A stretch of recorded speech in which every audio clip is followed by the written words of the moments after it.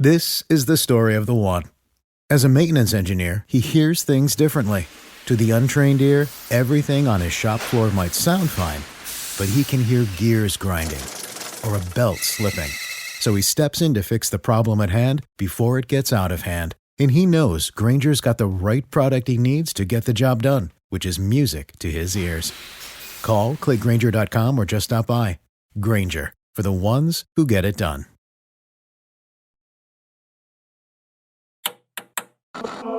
With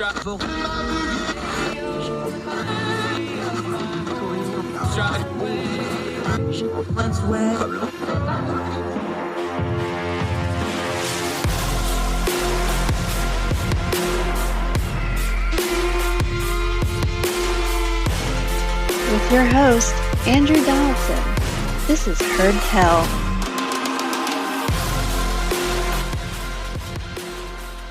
Welcome back to Heard Tell. Okay, it's been a minute. She hadn't been here since March. Thrilled to have her back, our friend from over in the UK. Alys Watson Brown has returned to Heard Tell. How are you, ma'am? Glad to have you back. I'm really well, thank you. I'm fresh out of university. I've finished my degree and just kind of recover from it and have a good summer and just chill out, I think. Yeah, it's got to be a good feeling, doesn't it? Yeah. While we're on the subject, we talk about people moving around the UK. Y'all got yourself a rail strike going on. For the American audience, because the culture is different, mass transit is a much bigger deal in the UK than it is here because we're such a much bigger country, more spread out. There's two sides to these things, of course. There's the practical side and there's the political side. Just give us both. Practically, what is this rail strike doing? And politically, what is happening with it? Well, practically, it's stopping millions of people from getting around the country and getting to work. And it is basically a protest in the context of inflation, cost of living, the fact that public sector workers in the UK haven't received a pay rise in line with this huge, the inflation crisis, whilst MPs seem to have increased their pay rise around $2,000, I think, in the last 2 years. So there's that kind of inequality. And then politically, in the UK, the trade unions say we're going to strike. We want the government to give us what we want. We want more rights for our workers. We want more pay for our workers. And it's basically trying to emotionally blackmail the government through, emotive language in the way that, it's workers versus, the elite and the state. It's this, you can tell what their political motivation is. And it's incredibly disruptive. Whether you support it or deny it, no one can say that it's not disruptive. And what's interesting, though, is that people usually, if a rail strike pre-COVID would happen, people would be mad taking taxis everywhere. Everyone would be walking to work, cycling to work. But now you walk through the streets and it's really empty because people have started working from home. And especially it's a really sunny week. People don't want to be going to the office. They'll just say, I'm just going to work from home. I mean, my family have done that. So whether the effect it has is going to be as widespread and as sort of felt by the consumer this time is up for debate. But the popularity of commuting by car and working from home, as I said, could well see passengers now just desert railways and never to return, especially given that, they're not nationalized in the UK. So prices can really vary. You can pay £200 to get a train to Edinburgh in Scotland when it's cheaper to fly there via Paris. It doesn't make sense. Yeah, and of course the backdrop here is interesting, and the timing is really interesting because you have, front page of the Times today, UK inflation hits 40-year high. Cost of living is dominating the headlines. It dominated prime minister questions this morning. This is something that's affecting absolutely everybody. So the question, of course, is, and I'm not against unions as a rule, but strikes are about timing and strikes are about public sentiment. That's really what a strike is for. Everybody's hurting right now. This may not be the time to fly that flag of, hey, we want a little extra, when these folks are probably doing just a little bit better than folks in the Midlands or in the outs parts of the country where, number one, this doesn't affect them as much. And number two is they're going to watch it on TV and go, what are they thinking? Everybody's hurting here. Is that fair, or is that the common sentiment? I think that is definitely one way of looking at it. And in a way, you could be right. However, I think they have timed it possibly quite well, because everyone is hurting right now, as you said. And what better way to go up against the government and all this inflation and this grievance than to support a very disruptive anti-government protest. And it's not just the rail strikers, the rail workers and their strike. Teachers are threatening to strike, nurses. So all across the public sector, there is this there's this impediment between the rulers and the workers. But I suppose one way you could spin this, which a lot of people might disagree, is that this could be good for Prime Minister Johnson, because it distracts the press anyway from anything to do with Partygate, anything to do with the latest palaver with his wife, Carrie Johnson, any misdemeanors in his office that have really undermined opinion of him, specifically within the Conservative Party. So maybe this could be a uniting factor for the Conservatives, and take tension away from the leadership election and the vote of no confidence. It depends on how he handles it, and currently how he's handling it is ostracizing the leader of the opposition, so Sir Keir Starmer of the Labour Party. And the Labour Party, it's the most interesting. I personally think it's the most interesting party in the UK.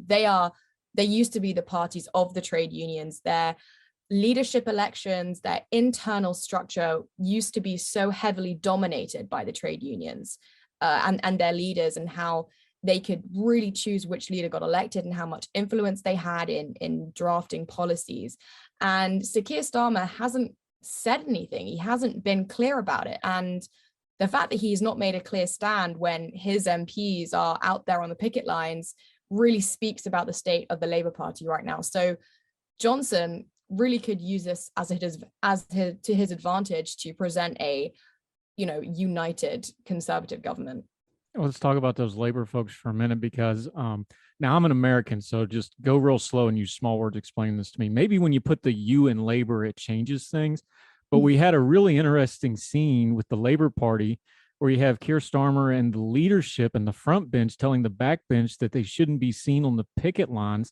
Yeah. Now, I'm not exactly a Labor supportive, but if you're the Labor Party and there's a Labor strike, that seems like something that would be in your wheel. I just kind of shook my head. I'm like, that doesn't even make sense. What are they doing over there? It's a symptom of a wider identity crisis within the Labour Party of this country. And I think social democracy in general, obviously Labour had its great sort of decline and fall after Gordon Brown and the financial crisis, when I don't know if you know the term Keynesian economics. So that was sort of the alternative economic model to capitalism or neoliberalism, and Keynesianism fell, and sort of Tony Blair created this third way, and that obviously built a rift between the more traditional Labour supporters. And Tony Blair also didn't try to incorporate trade union influence into his party. He didn't redact the infamous policies of Mrs. Thatcher regarding their ability to strike. And since then, they've had no economic policy that can appeal in the way capitalism does. And they've also got this legacy of just being bad with the economy. They always have. They always seem to screw it up. You can't just tax and spend. People understand that now. And there's, as well as this now in this age of identity politics, there is this very common question now that I would say more right-wing commentators always ask Labour MPs when they come on air. They go, "Can you define a woman?" And most of them can't answer. And that's driven away a lot of people. It's fundamentally a crisis of identity. This writer called Patrick Diamond has written far better than I can explain and in depth on this. So if you want to know more, do look him up. He's very good at that, explaining why. Yeah, it's a universal problem. We're having the same thing over here with our, even inside our Democratic Party, which is our left party. You have the center left, and then you have the Social Democratic wing that's getting more and more progressive, and they never the twain will meet, apparently, except when there's an election to be had. It's the same thing, and it's more social and economic stuff. It's really interesting how universally, how much of this, since you brought it up, how much of this falls on Keir Starmer. Now, to be fair to the Labor Party, they've bounced back from the Corbyn years and the disaster that was. They did decently well in the recent local elections. They did pretty well, especially in London, places like this. So it's not the house on fire, but at the same time, a lot of people are looking at all the problems Boris Johnson's having and then looking at their own side up front and going, man, we should be doing better than this against what Boris Johnson's doing. A lot of Labor folks have been saying those sorts of things. Is that all far on Keir Starmer, or is Boris Johnson just that Teflon? Where's the mix of those two meet? I think Sir Keir Starmer hasn't been a force of personality. He hasn't brought a spark or a fire to the way he speaks. He keeps missing open goals. There were so many criticisms that he could have weaponized during COVID. And I think that was the big thing for his leadership. People didn't know what he stood for, apart from just saying, oh, this policy is too late or this policy is wrong, without actually saying what he would bring to the table. But you could argue that, in this sort of economic situation, especially, Jeremy Corbyn, a leader like that, a figurehead, a motive, populist figurehead, could be what Labour would need to win an election. Not that I'm saying, it would be good, but I think he weaponized the anti-austerity narrative incredibly well. He mobilized the youth vote incredibly well. And it doesn't look like Starmer really is doing that at the moment. Obviously, we're regarding the cost of living and things like that. He's not stirring the masses in the way that Labour can. And as we were going back to the identity crisis, it's happened throughout Europe in their social democratic parties as well. And it's a trend. It's a very interesting trend to see, since 2008, all these social democratic parties in the center left kind of fracturing. And then I suppose with you as well, you have the Nancy Pelosi's and then you have the AOC's, and they don't necessarily mesh well, but one of them has to catch up with the other at some point. Yeah, Alys Watson Brown joining us. Okay, so just how big an issue is the cost of living crisis? It's obviously, front page. It's obviously dominating social media. You're there, we're not, though. Turn the noise down on the news and tell us, just on a practical level, is this what everybody in Britain and the UK is talking about? Is this the dominant issue of the time right now for folks over there? Yes, it's gone from changing the way you go to a supermarket. I'm a student and notoriously I'm poor, right? And my sort of £25 a week food budget was my big thing. And it was my shop. But now what I would have to do is just kind of fill my basket up with the essentials until I hit my budget mark. And then I just couldn't buy any more because that was it, right? And luckily I'm in a position where, I have a very good home life and my parents were able to help me out a little bit. But there are a lot of people who aren't.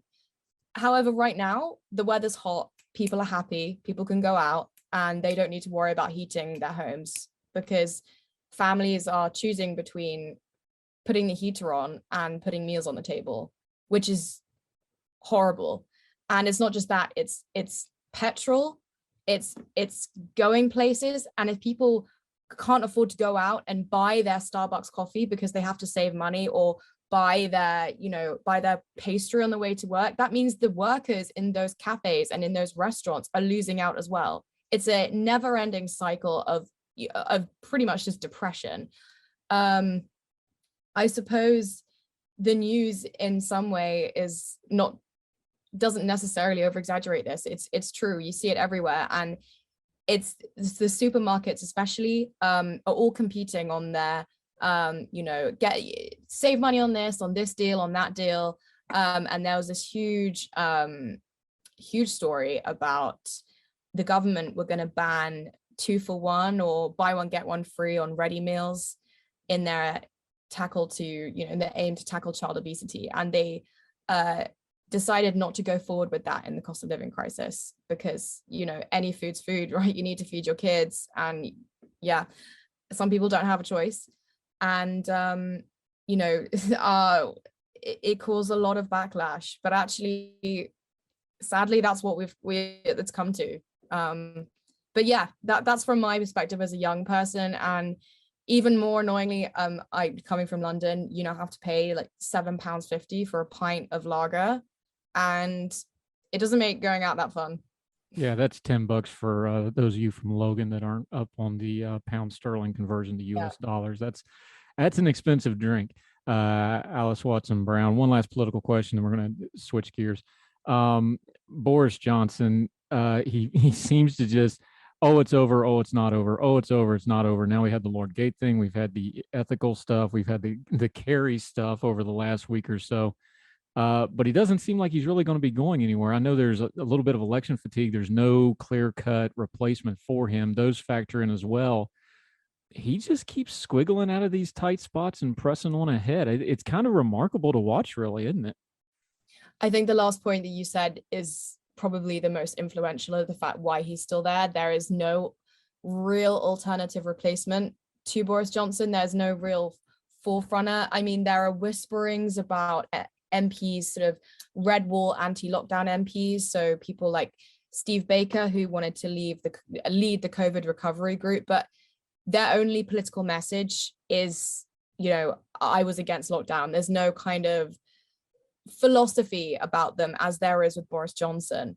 And I think also Ukraine, he's been praised personally by Zelensky for, you know, our solidarity and our help for them. But he, you know, I guess he just seems to keep going. And whilst I've fallen out of love with him many times, I would see no one else who I would vote for.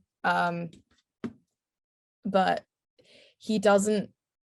Boris Johnson is a man who is desperate to be liked. And if he left office, he wouldn't leave office in a crisis.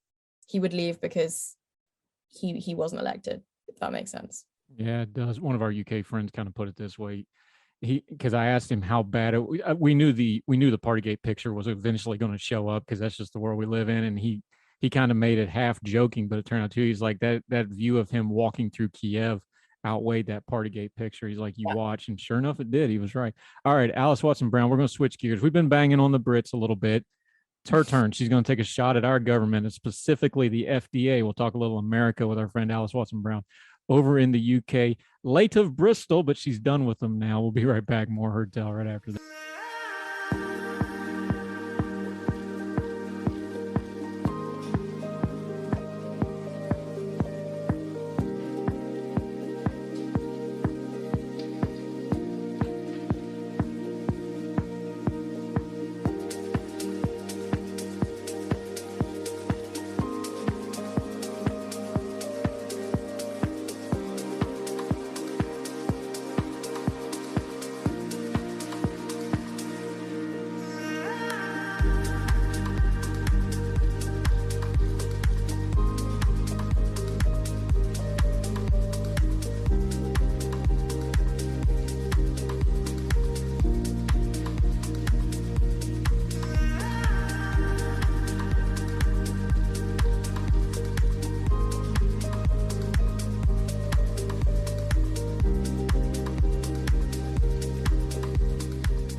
Welcome back to Her Tell. Alys Watson Brown has returned to the program after far too long of a break. We'll make sure it's sooner when you come back next time. Okay, your turn.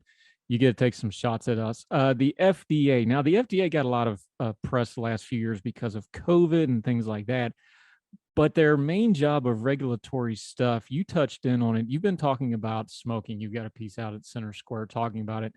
This has just been their bugaboo for about pretty much my whole adult lifetime. Since, you know, I was born in the 80s. So the last 30, 40 years specifically, it's just been a war on smoking and smokers.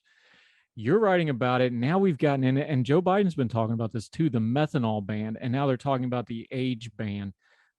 Smoking's way down in America. Why is this still such a priority for the FDA? Because the FDA seems to be confusing public health and politics again and again, as do many other health. No, you don't say. Political health organizations. And it's strange. I don't know why it's such a trend. It's their priority because smoking and, well, yeah, drinking and doing bad stuff to your body of your own volition is the one thing that the government have not yet been able to properly control, because It is something that is truly down to human agency and not the state. And it's same with the war on vaping and this whole ridiculous thing about controlling people's perception of risk.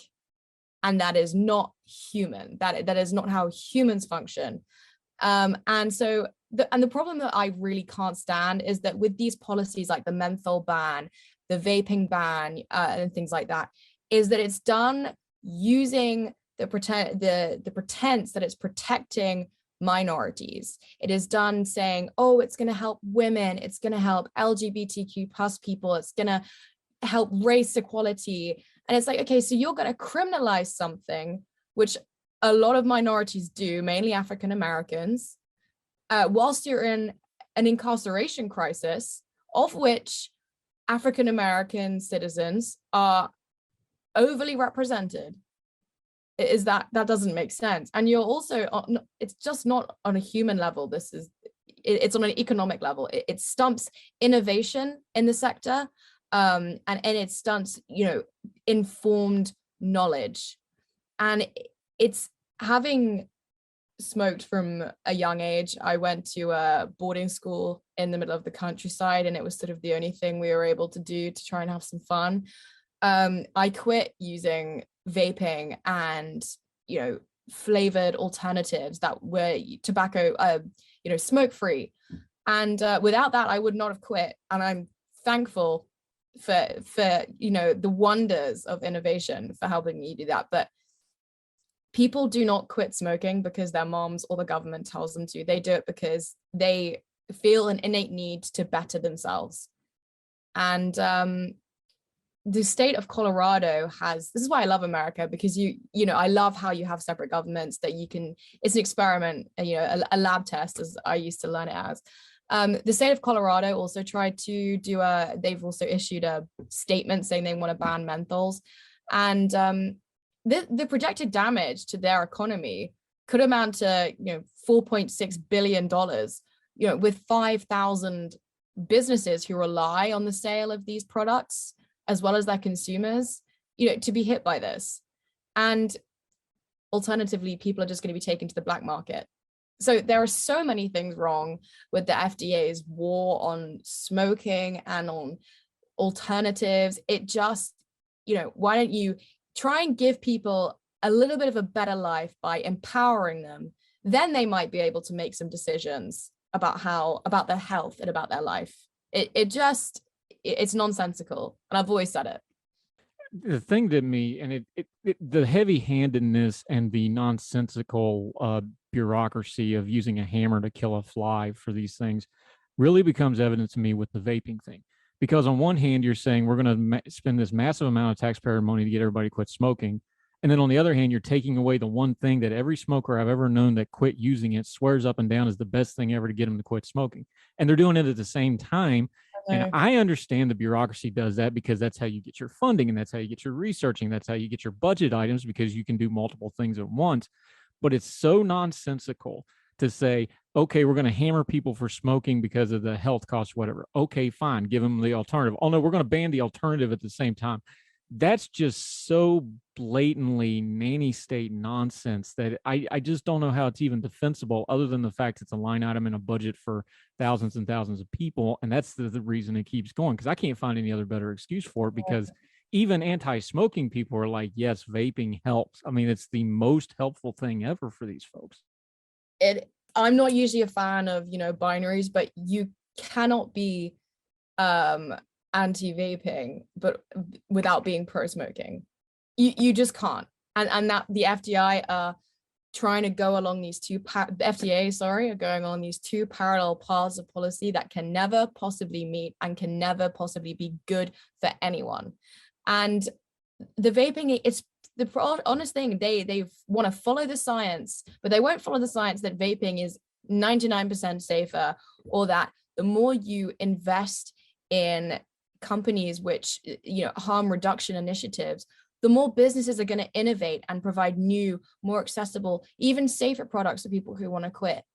And it's the same with the World Health Organization. And it's what you were saying about funding, is it's people like Michael Bloomberg, who is a philanthropist and has these companies called it's called Campaign for Tobacco-Free Kids. And this company is, guess what, funded by the World Health Organization. And it leads you in thinking it's trying to stop child poverty and things like that. But actually, it just, pumps money, it blackmails poorer governments like Mexico to enact smoking bans. And, in order to, they give them money to say, oh, you can spend this on healthcare if you ban this, if you ban vaping. Because if you don't ban vaping, then we're not going to help you. And it's awful. It's sort of corruption in that way. It's not only corruption. Alys Watson Brown joining us on Hardtail. It's not only corruption, it's incompetence, because we have evidence in recent memory of this. The World Health Organization, Bloomberg and others, he's not the only one. He's just the biggest fish in that pond. So Bloomberg, the FDA, they spend all this bandwidth on this. I'm not a conspiracy theorist, but I do understand that things don't happen in a vacuum. They happen in a sequence. So when you have something like COVID, where it was so mismanaged, and the corruption at the World Health Organization with China and other things, and you have the incompetence at the FDA, and you have people who needed to be able to believe in things like the FDA, like the National Health Institute, like whatever the equivalent, the NHS in England is the exact same thing, and in the UK. They need to be able to trust these folks. But even a major government bureaucracy only has so much bandwidth. You can't tell me when you're spending your resources and your time and your money and the public facing stuff at this because it's popular with certain folks, and then a pandemic hits and you're unprepared.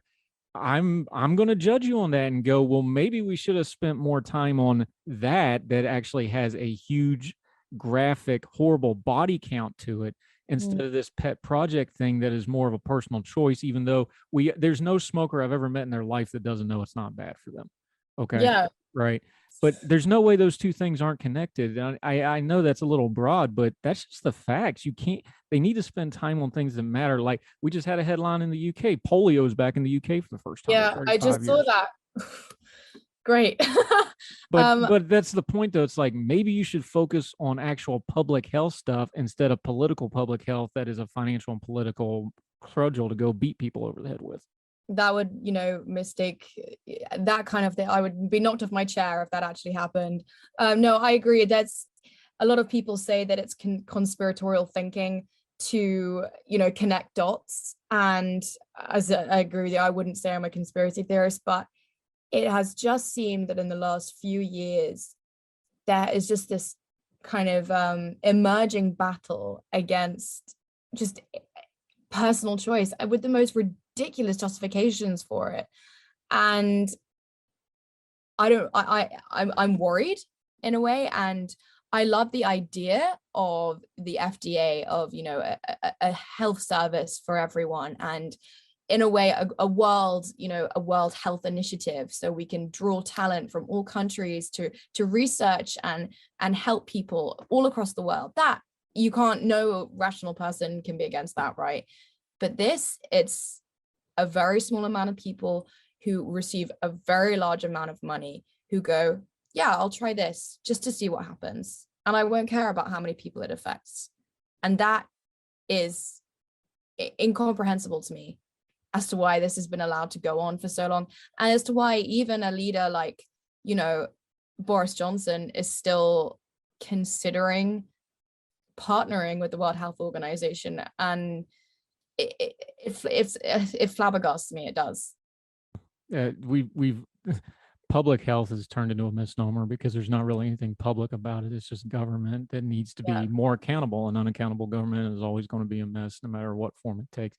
Alys Watson Brown, outstanding stuff today. We'll link to your piece in the show notes like we always do. It's been too long, but until we get you back on again, which is not going to be 4 months, it'll be a lot faster this time, I promise. Let folks know how they can keep up with you and what you got going on until they see you again. Sorry, could you repeat that? Sorry. Yeah, no worries. So until we get you back on, let folks know where they can follow you, your social media, and what you got going on until we see you again.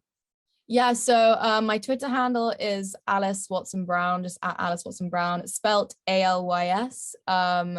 And currently I'm just going to be doing a lot of reading, and I'll be writing more, appearing more on radios and stuff. So do give me a follow on Twitter, as that is where I post most of my appearances. So Yep. And she teased us with this garlic pesto thing a couple months ago and has Oh abandoned yeah. Twitter Supper Club since then. We need you back. We need our UK branch of Twitter Supper Club to up I their game a will bit. Yeah, looking have forward more to that. time to cook now. Yes, ma'am. Thank you so much for your time. Always a pleasure talking to you. We'll make sure to put all your information for folks to follow you.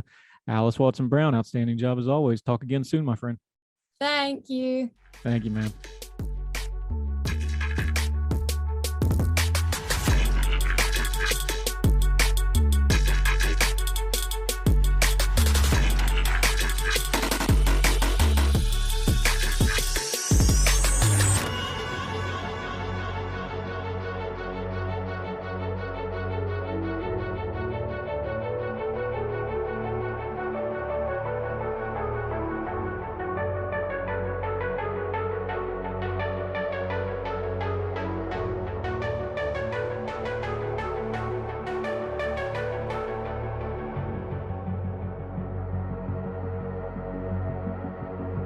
This is the story of the one. As head of maintenance at a concert hall, he knows the show must always go on. That's why he works behind the scenes, ensuring every light is working, the HVAC is humming, and his facility shines. With Granger's supplies and solutions for every challenge he faces, plus 24/7 customer support, his venue never misses a beat.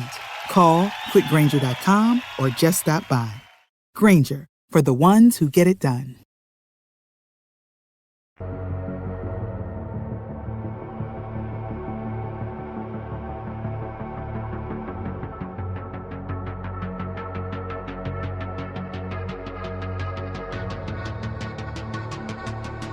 Welcome back to Her Tale. Okay, he's our election expert because he's an expert in elections and he's self-made, did it that way. Part of our friends over at elections-daily.com, along with some other folks over there that we see frequently on the program. Joe Zemansky, how are you, sir?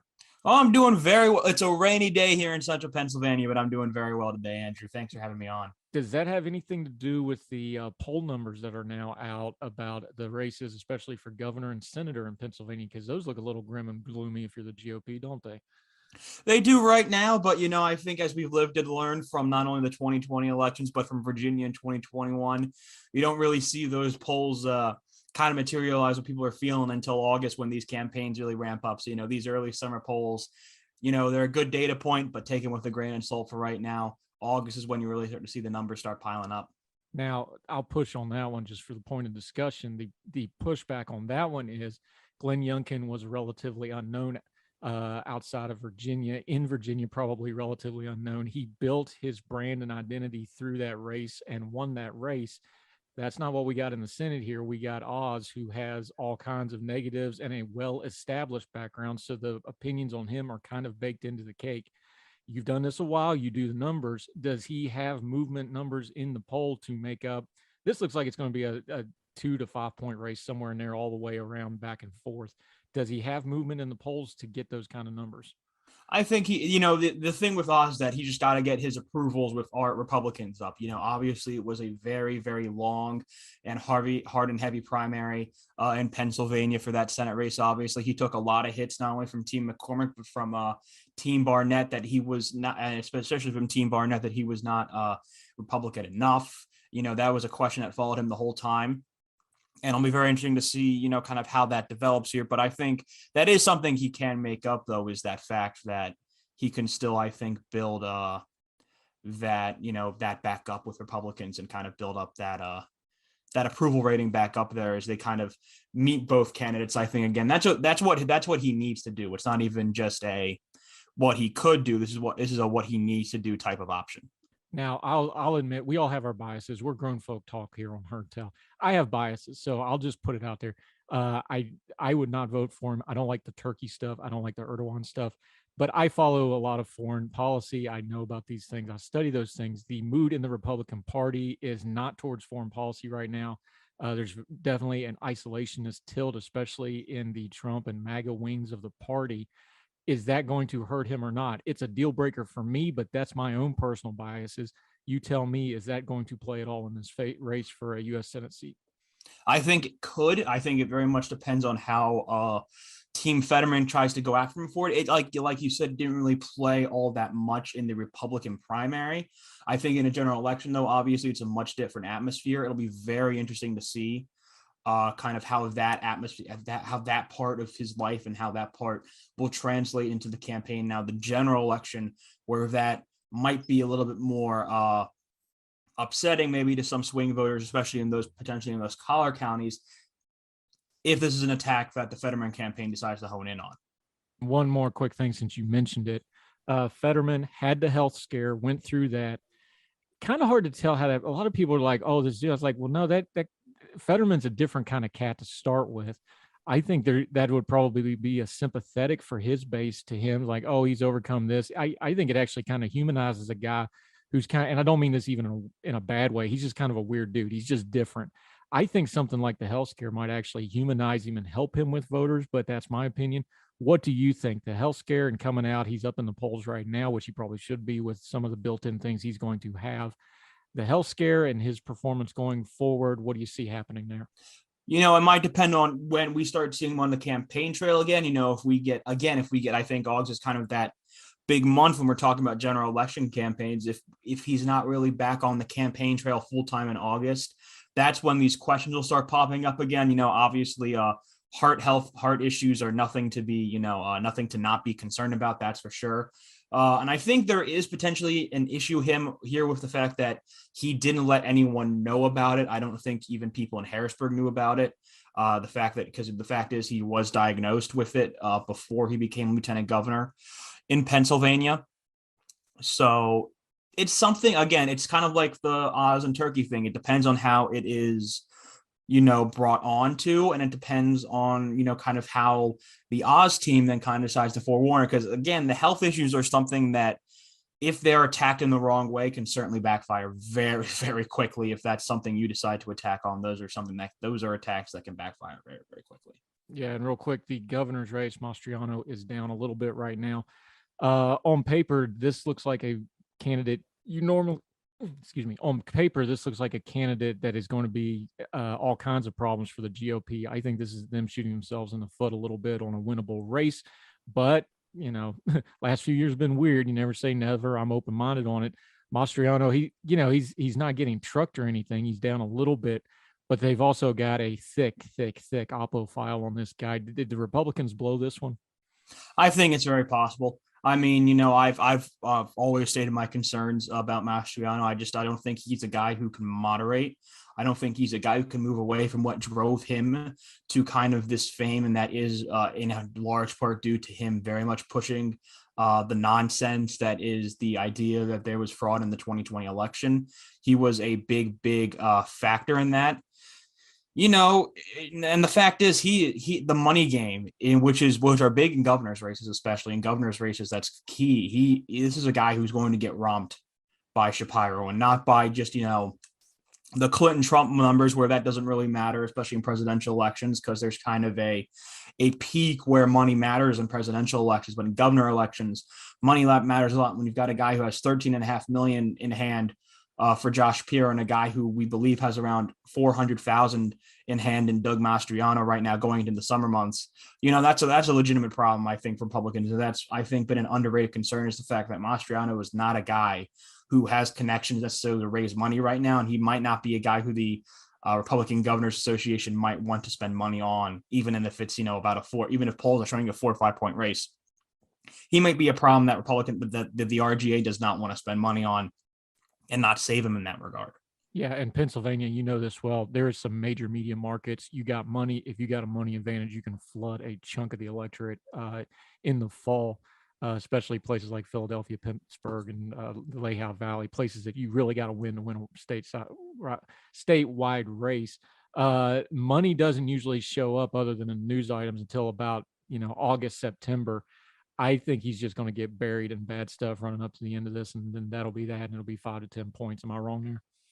I think that is certainly a very possible option. This is something that I always try and transpire when we're talking about governor's races, that even in wavier elections, governor races have been shown to be kind of like this brick wall towards the waves. They seem to certainly have these governor races certainly seem to have much more focus on local issues. I mean, if you go back to 2018, obviously federally, Arizona and Texas were very competitive races, but they're gubernatorial races.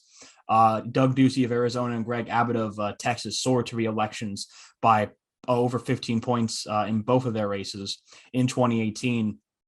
Beating an incumbent governor or beating a party where the current governor may be retiring but is popular, it's hard to do, even in wave years. Republicans are learning that in Michigan. I think Democrats are going to learn, they learned that in Texas and Arizona in 2018. I think Republicans are going to learn that in Michigan.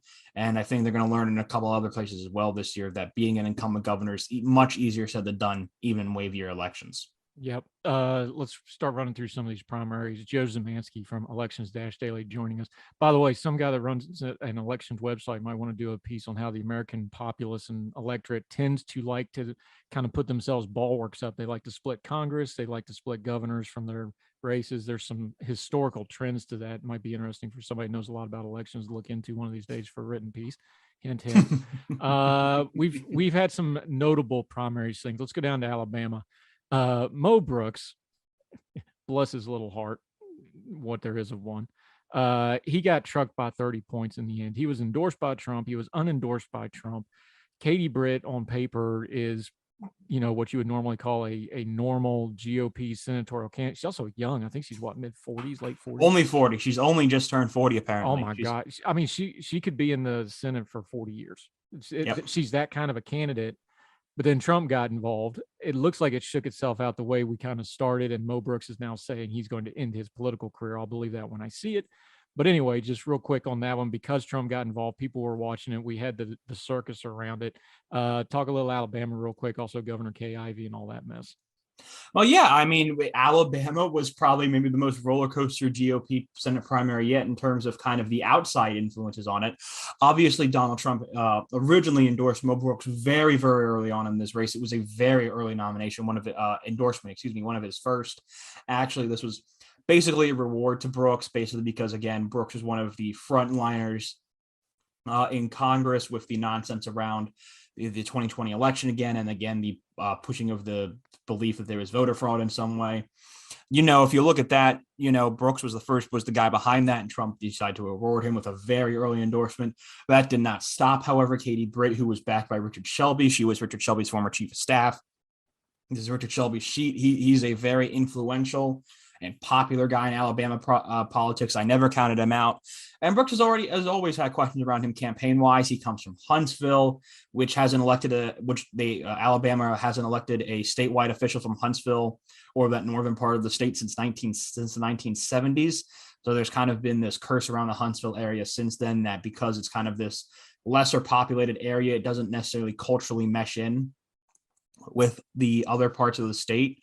That those candidates from there have issues reaching out to the broader and wider base away from the area. And Brooks, I think, certainly dealt with that. Obviously, he was unendorsed by Trump as his polling numbers continue to flounder, even with the Trump endorsement. Trump unendorsed him, kind of gave some nonsense reasoning for it. Again, that was mostly surrounding the 2020 stuff. But Trump endorsed Katie Britt about a week before this recent runoff. Britt was already up pretty heavily in the polls. All it did was basically confirm that Britt was going to be the nominee at this point, and obviously Tuesday night happened. Pretty easy victory for Britt, as we expected. It was called pretty early on in the night for that runoff.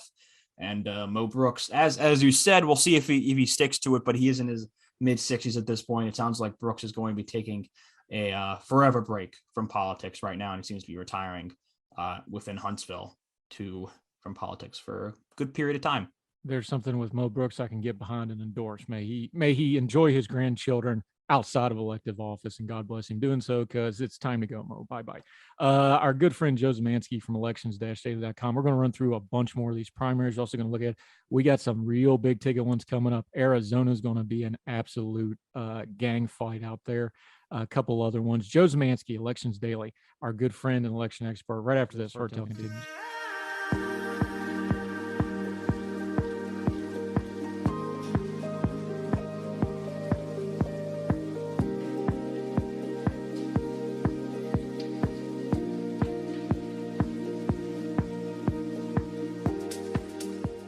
I went back to her. Tell Joe Zumansky, our good friend, elections-daily.com. If you have not found their website yet, bunch of folks that said, hey, we can cover elections better than we've seen. They've went out and done it. They're big time now. They're combined and partnered with Decision Desk. Make sure you're following. They also do live streams on elections night that are always entertaining.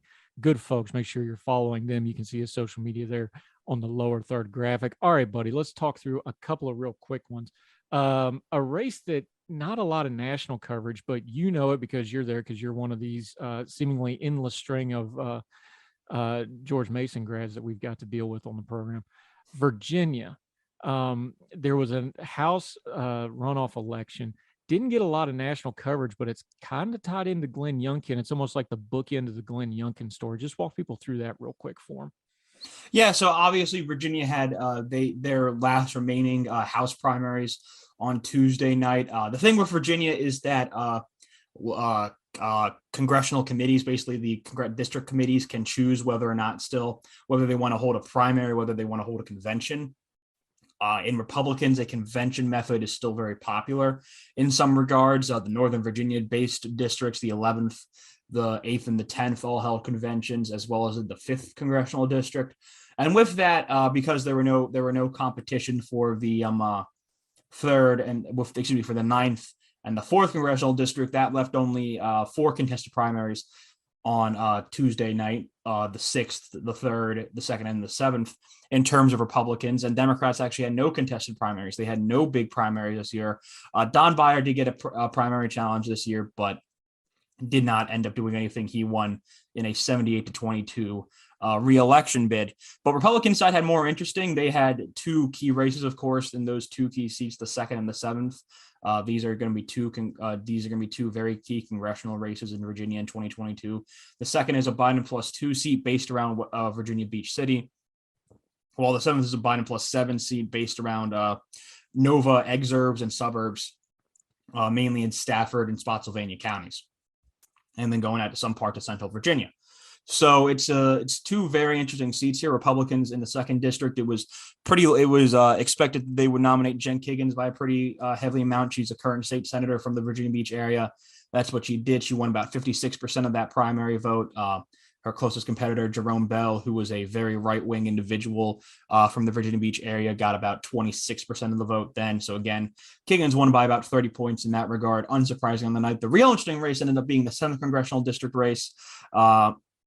Yesley Vega ended up being the nominee there. She's a current supervisor from Prince William County. That's what drove her to victory. She won about 26. She got about a 2,600 vote margin from that part of Prince William that's in the district. She won by about 2,000 district wide in the primary. So that's really what drove her victory there, is that home base race there, as she ran against Derek Anderson, former Green Beret from the Stafford, Spotsylvania area. Came in 2nd place, while State Senator Bryce Reeves, who represents parts of those central Virginia counties and part of Spotsylvania, came in a surprisingly weak 3rd. It was an interesting race. It was the one to watch. Vega came out on top. She's a very interesting candidate. Only 36-year-old, is a former deputy sheriff, supervisor elected in a swing Prince William supervisor's base seat, and is also Hispanic, and is the daughter of El Salvadoran immigrants. So it's going to be very interesting to kind of see how she dynamically plays in this race. This is about a Youngkin +5 seat when he won statewide in 2021. So it's a race that could be tilting just on even Republican tilting, depending on how this environment comes down to in 2022 when we get to November. So it's going to be very interesting to see right now. In the 2nd, we currently have that rated as a leans Republican flip. Actually, this is one of those areas where Republicans probably got one of their best congressional recruits for the cycle. It'll be very interesting to see how that goes. Well, Vega versus Abigail Spanberger in that new 7th district, we consider a toss-up. 2 really key congressional races in Virginia. It'll be really interesting to see kind of how those react, because these are going to be 2 very, very key seats very early on in the night in the race for the House majority come November 2022. Yeah, and for folks that aren't familiar with Virginia, everybody knows that, the DC suburbs and exurbs are dominating Virginia politics, but second to them is probably that Virginia Beach, Norfolk, Hampton Roads area, and that is the 2nd biggest military buildup area in the whole world. It's a really unique district. It's probably second only to the DC area in Virginia politics and far as importance. So that that's one of those congressional districts that matters because it's probably always going to be a competitive or swing district one way or the other, no matter what, just because of how it's built up.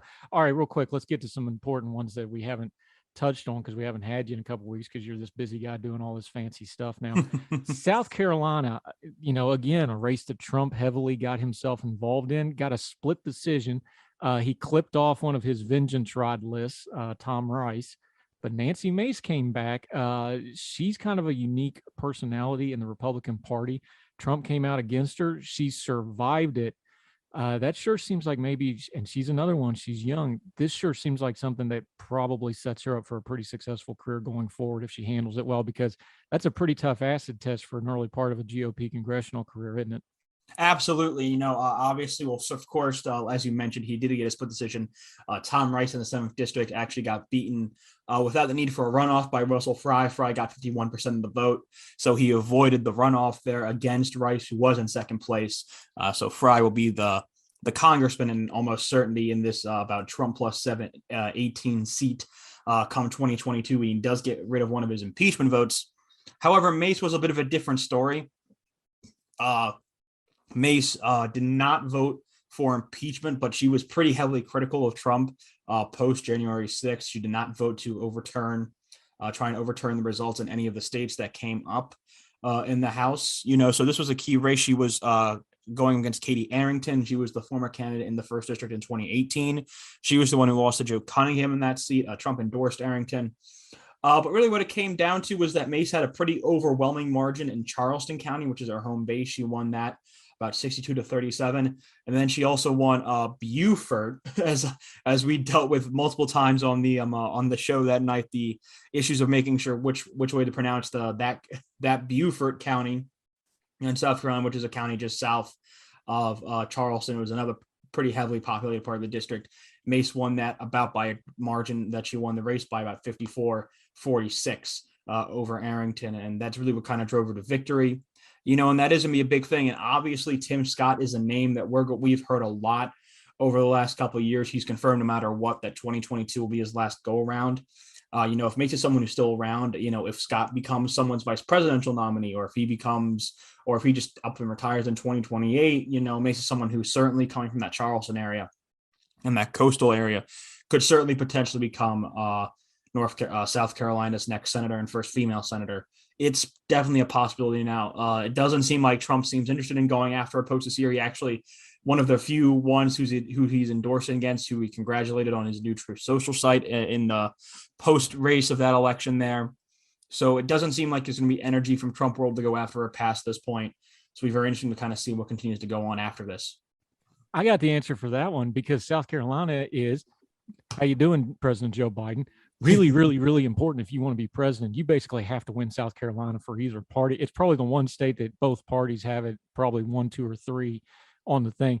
You don't want to tick off the South Carolina voters if you have any aspirations, whatever, in 2024. That's what that was about. And even Trump, who can really go off the handle and not do very good strategery wise, even he realized, like, okay, we better not tick off her voting base if we want anything to happen in the state of South Carolina. Speaking of which, by the way, the governor's race, you mentioned Joe Cunningham. It looks like it's going to be him and Henry McMaster's. How's that going to shake out?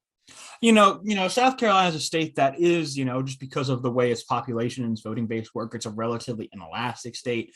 This is a state that's gone around between like 10 to 13 points towards Republicans in recent years.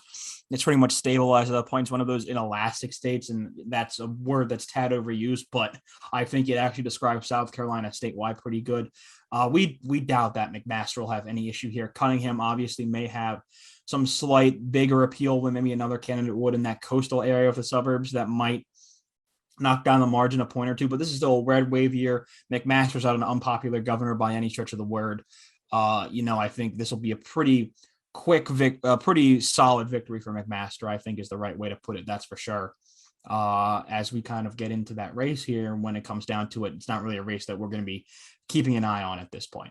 The rumor is Joe Cunningham knows he's not going to win this, but this lets him build up a campaign chest and tread water because, like you said, there's the expectation that Scott's going to be coming out and there's going to be an open Senate seat.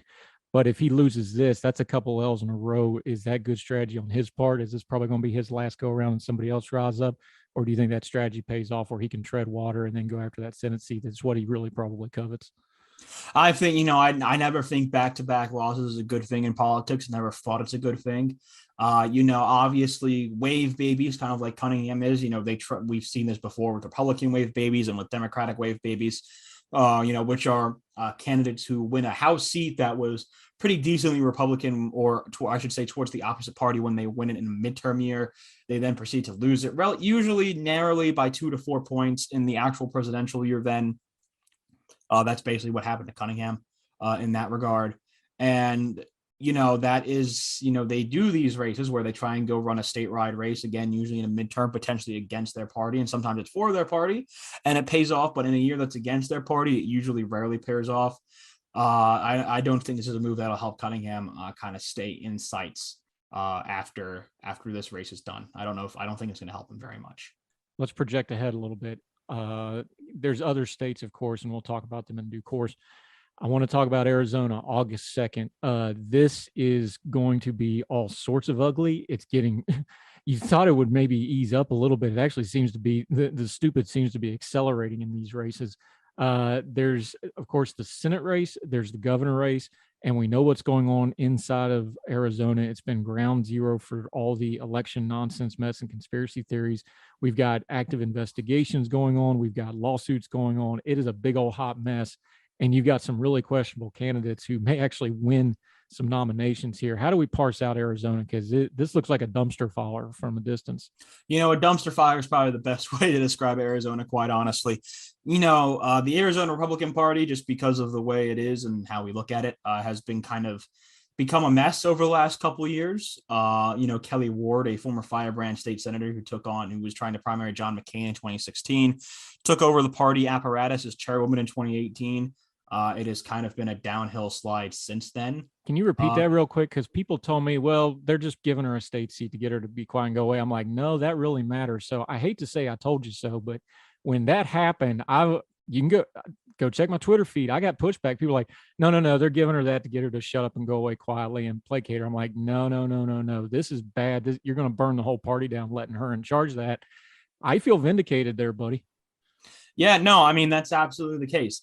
State party apparatuses are incredibly important, especially when the nationwide party apparatus does not seem interested in getting involved in these races. Statewide party apparatuses are important, and Ward is a nut job, and she has kind of let the cuckoos take over the hen house. So, it has become a big issue here as the Arizona Republican Party seems more attached to the fringes as Arizona has become a purplish state. That's become a real issue, that's for sure. And, you're looking at it here that it's going to be very, very interesting to see kind of how we go here. Obviously, Kari Lake and technically Blake Masters, even though the endorsement he got from President Trump was more of a Mark Brnovich slapdown than a true endorsement of Masters. If you really look at that statement he put up, Kari Lake is obviously the danger candidate here.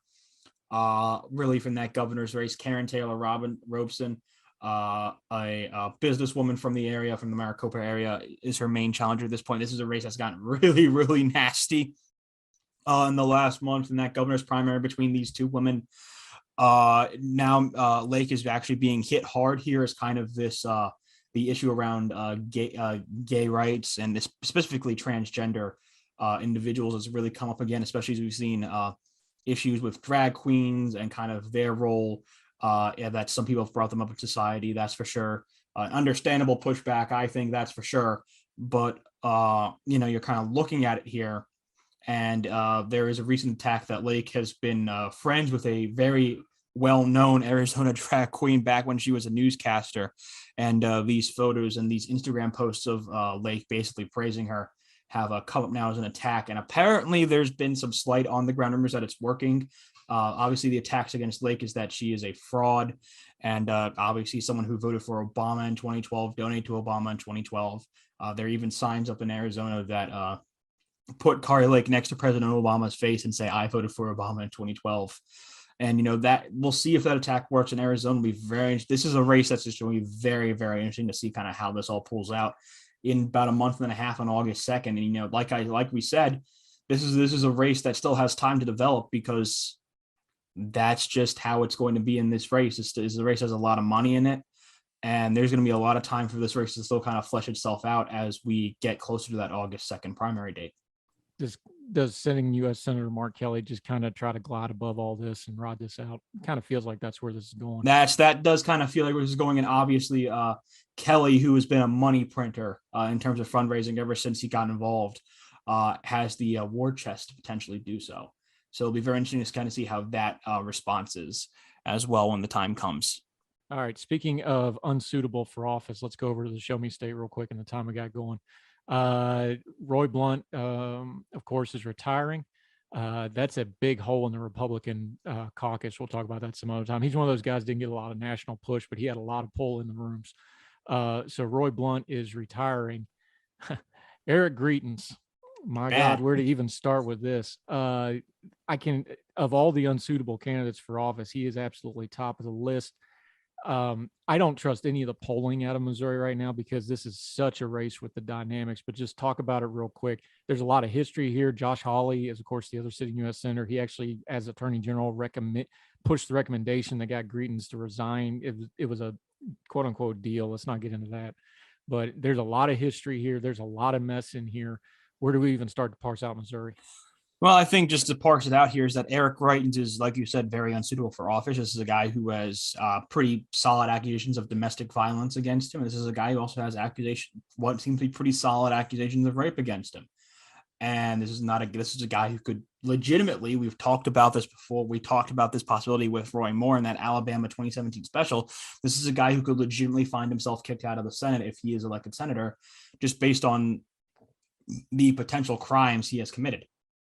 So, Greitens is totally unfit for office. There is been no theoretically magical Trump endorsement here yet. There's been a lot of talk, Vicky Hartzler, who's a congressman from Missouri's 4th district, and Eric Schmidt, who is the current attorney general of Missouri, which, as Josh Hawley showed, seems to be a beneficial stepping stone if you want to become a senator.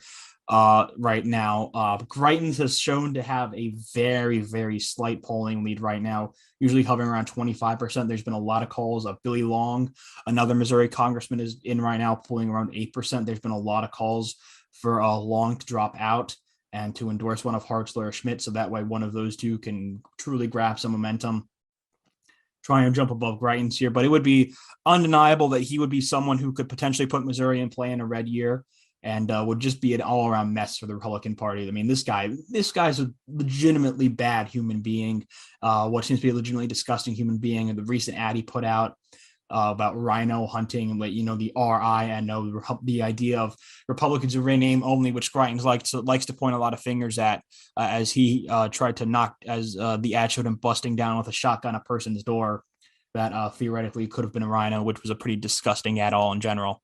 So, like I said, this guy's a mess. It would be really awful if this guy was a Republican nominee for a Senate seat in Missouri. This is just in general, a very bad human being. And I really hope that he collapses here in these upcoming weeks before we get to Missouri's primary. Yeah, real quick, we only got a couple minutes left here, but I want to touch on it. Florida doesn't have their primary until August 23rd, but we've had a lot of Florida news all of a sudden. Of course, Ron DeSantis is all over the media right now. He's running for re-election. Charlie Crist, who was, a Republican, then an independent, now a Democrat, because he, has to be in elected office in some form or fashion in his own mind. We've seen some polling. We saw a poll this past week that I think is a garbage poll that showed Charlie Crist up by a couple points. I don't buy that one for a second. However, a lot of people watching this one with an eye going forward. So the governor's race, and then of course Marco Rubio is also up for re-election against Val Demings. Just those two races real quick in the 2 minutes or so we got left. Yeah. So Charlie Crist versus Ron DeSantis kind of seems to be the path we're going down right now. Obviously the Florida Democratic primary has to go through right now between Crist and current Ag Commissioner Nikki Fried. But DeSantis versus Crist, Florida's been a tightly contested state, but Crist has a lot of wins pushing back against him. Democrats do not seem at all interested in investing in Florida by any means this election cycle, which is going to be a real problem for them. Either Crist or, basically certain Democratic nominee for Senate against Marco Rubio Val Demings. And again, you have to deal with the Rubio factor. This is a guy who's pretty constantly overperforming the state of Florida. He seems pretty well set to do it again in 2022. But, you know, this is kind of just the way it goes right now. I think the Senate is, like we said, we have it rated as likely Republican in that governor's race on Election Daily. We're pretty decently confident in his re-election at this point. Obviously, it's certainly not a sure thing. Florida is a weird state with weird people. I love those weird people, that's for sure. They always hold a special place in our heart, but you never know how they're going to act in these elections. But the fact is also that DeSantis is a governor who's above water, especially in a year that's going for his party. It's pretty rare to see those guys fall off and lose in these type of years. So it's a race that most people, most analysts are pretty decently confident that DeSantis will win re-election this year, even if it's against Christ. Yeah, I think you will. And our news media friends seem absolutely committed to trying to make him president. It'll be interesting to watch. I'm talking about the people that oppose him, by the way, who just love the government. It's going to be interesting watching them going forward. All right, Joe Zemansky, as always, just a big old information sandwich. You're the man. We appreciate you so much. Let folks know where they can follow Election Daily. You guys, pretty much all your Tuesday nights from now till 2024 are spoken for, so let them know about that. And also your social media, my friends, so they can continue to follow you and the other folks over at Elections Daily. Yeah, so you can follow Elections Daily at elections_daily on Twitter. We also have our YouTube, just Elections Daily on Twitter. You'll see both on Twitter and YouTube. That's where we stream our Tuesday night election night coverage, as well as our Friday night podcast, Elections Weekly. That's me, our editor-in-chief, Eric Cunningham, and fellow contributors and heads of items, Dylan Brown, and Kraz Grenitz. So catch us there both ways if you're interested in hearing more from not just me and my big mouth, but also a little bit diverse opinions from our other staff members. Like I said, every Tuesday election night and every Friday night, no matter if there's an election or not, you'll see us live for Elections Weekly. So catch us on there. Hopefully you can also catch me personally on my personal Twitter at Joseph Szymanski. That's SCYMANSKI. And it's always a pleasure to come on to Hertel and talk to you, Andrew. Yeah, and those three guys, it's not quite left, right, center ideologically, but it's pretty darn close. Very balanced. They got progressive views, they got some conservative views, a lot of down the middle information they hash out. It's a good program, good folks. Make sure to check it out. Joe Zemansky, always appreciate it. We're going to have you a very busy boy on the show the next couple of years, my friend, because you do great work. Appreciate you. Appreciate you, Andrew. Thank you very much. Take care, sir. After this quick break.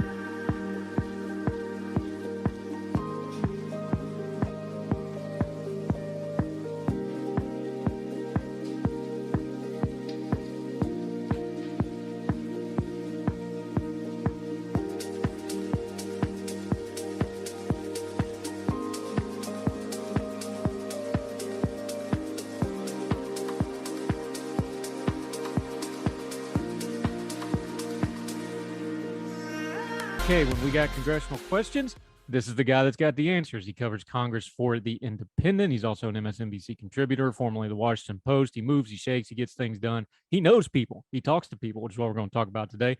Our good friend, Eric Garcia. Great to have you back, my friend. Good to be back. Hey, I love what you've written in The Independent here because let's start big picture and then we'll zoom back in for a second. Let's go. People talk about, right now, because we have the congressional hearings with January 6th. We just did the gun legislation. We have the Supreme Court stuff with not just abortion, but also a big environmental ruling getting ready to come down the pike. Yeah. We have in a few minutes right now, actually, literally. Yeah. What's West Virginia versus EPA. It's why I'm kind of keeping an eye on it. Things like this, but this all revolves around the Congress and the Senate, but we talk about it usually in political terms and things like that. We don't talk about the mechanics of how Congress actually works. And that's where you start here. When you're covering Congress, we know about the gaggles. We know about meeting people in the rotunda. We know about the committee hearings. Talk just a minute as somebody that's there, the actual machinations of day-to-day business. There's a rhythm and there's a method to this. And that's a part of a lot of these stories that gets left out, isn't it? Yeah, it is. I think one of the things a lot of people don't recognize is, and I've talked about this in the past, is that the House of Representatives, for better or for worse, is basically a jalopy. It's basically, at this point, the two sides barely talk to each other at this point. So as a result, that's why you see a lot of the legislation getting done on the Senate side because they recognized that they actually needed to pass a bill. So, for example, the bipartisan infrastructure bill was done on the Senate side, and the gun legislation was the most recently passed was done on the Senate side. And a big reason for that is because of the filibuster. What's interesting, what I've noticed is that ever since January 6th, there are a lot of hard feelings on the House side. And of course, it was revealed last week that multiple members of the House asked for pardons. On the Senate side, the weird thing is, and Kirsten Gillibrand has talked about this with me, is that like they, for the most part, it's not like anybody's forgiven Josh Hawley or Ted Cruz, but for the most part, they've because of the way the Senate's set up, they've moved on. And they kind of have to work together because there's fewer of them, and because there's the filibuster, they have to work together. So one of the other things I think that's important to recognize that, and so what I wrote this piece about Senator Tom Tillis, is that a lot of times one of the things that benefits is that at least on the Senate side, there's a real inclination to negotiate, not let staff negotiate, and let the senators negotiate among themselves. Otherwise, things break down. And I think that was really one of the things that allowed for both the infrastructure bill and the gun bill to get through, was that they kind of didn't let the staff get involved. They kind of just did it, mano a mano. Yeah, and there's one other part to that we need to touch on before we get into the specifics here. You talk about the staff negotiating as opposed to the senators. I know we had our friend Jim Swift on, who staffed both the House and the Senate in a previous life before becoming a writer. He's talked about this on the program. The turnover of staff in the House is one of the real driving factors of how the House works, because you're running for election basically once a year, because it's every 2 years, the election cycles. Their staff turns over so much. Senate, you have Senate staffers that have been there 20, 30 years sometimes. It's a totally different beast. And when you're talking about effective government, like passing negotiated legislation, the House just has some institutional things against them, whereas the Senate, it's kind of built in to have things work because you got people that are there longer, they're more secure, all that. That's something that you see as a reporter that the general public probably doesn't think of, but it's a huge factor in how these things happen. Yeah, it absolutely is. Being a Senate, one of the interesting things about it, what I noticed, was that during the January 6 hearings was the Cassidy Hutchinson testimony. What was interesting to me is that I probably know like 10 or 15 different Cassidy Hutchinsons, or Cassidy's Hutchinson. I don't know what the plural of that is. But they're often young, they're often fresh out of college, they're often very fresh-faced, and they're not with a lot of experience. So there's just a lot of staff turnover, and just because of the high metabolism of the House, a lot of people get run out very easily. There aren't that many. There are some lifers, don't get me wrong. There's some people who stay there for a long time, but most times people will usually jump over to the Senate side. There's also just like a House office is just smaller to manage. Whereas the Senate, there are plenty of lifers, and there's plenty of people who get things done on the day-to-day basis and who manage their bosses. And then of course there are some, I don't think I'm speaking out of turn. The Senate is a lot older than the House. And as a result, for some of the members of the Senate who might not be all there all the time, the Senate staffers might carry the load a little bit more. There were talks about this when Strom Thurmond was a senator, that his staff ran things. There were talks about Robert Byrd, how when he wasn't there for the most part toward the end, from West Virginia. So the Senate's, it's not more glamorous, I'd say, but there is more of I guess you could say, a veneration of Senate staff, because these are people who get stuff done on a regular basis. Yeah, Eric Garcia, fine reporter, joining us. Okay, this leads us to the Tom Tillis piece you wrote, and we've linked to it in the show notes. Make sure you read the full piece. But, one of our founding principles here is things don't happen in a vacuum. They have it in a sequence. Walk us through who Tom Tillis is, because he's not that well nationally known. Of course, you and me both have ties to North Carolina, so we know maybe a little bit more than the average bear anyway. But walk us through the sequence, because like you just said, once you get to the Senate, and once you're there for a second term, especially because now you got committee assignments and things, you have power, but there's a process to get in there. How did Tom Tillis get to be a player in the U.S. Senate? Yeah, so Tom Tillis, I think he's one of those people who again, he doesn't emit a lot of, he's not on conservative talk radio, or he's not on conservative media as much as like a Ted Cruz or a Josh Hawley. And he doesn't, and he, as of right now, he's not a chairman or anything of a big committee right now, but he's slowly but surely become one of the more effective Republican senators. And part of that is because he got to start in the Cornelius, Mecklenburg area of North Carolina. For a while, he was involved with like in the area around Lake Norman, which is incidentally where Donald Trump has property. And what happened is he just moved up the ranks in the local politics before getting elected in the North Carolina legislature in 2006, I believe.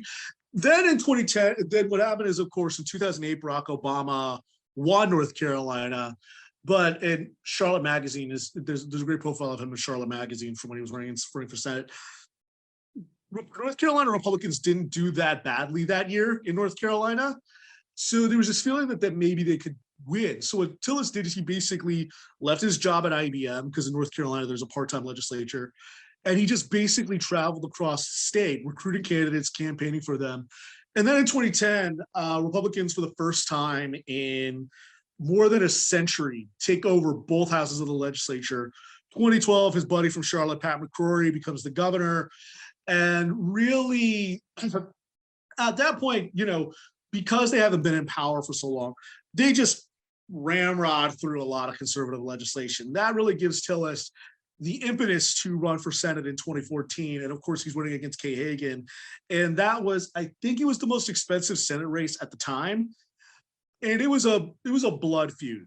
That was the first Senate race I ever covered. And it was ugly. It was nasty. There was a lot of mudslinging. And Tillis narrowly won that race, but I think only 45,000 votes.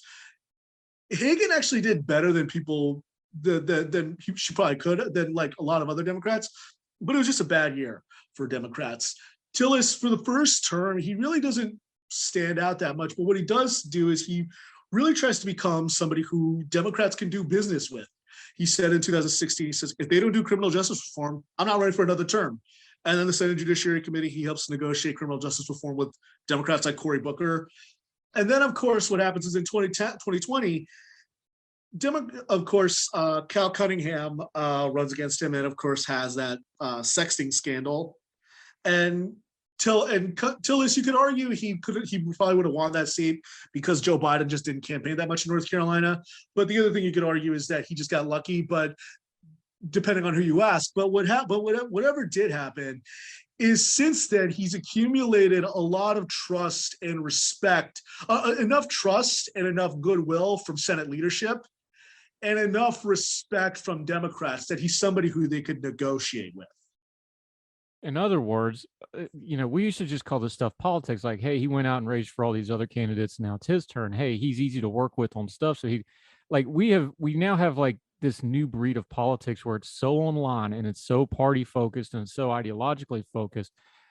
He's almost like an old school politician where he just kind of goes and does the job, doesn't he?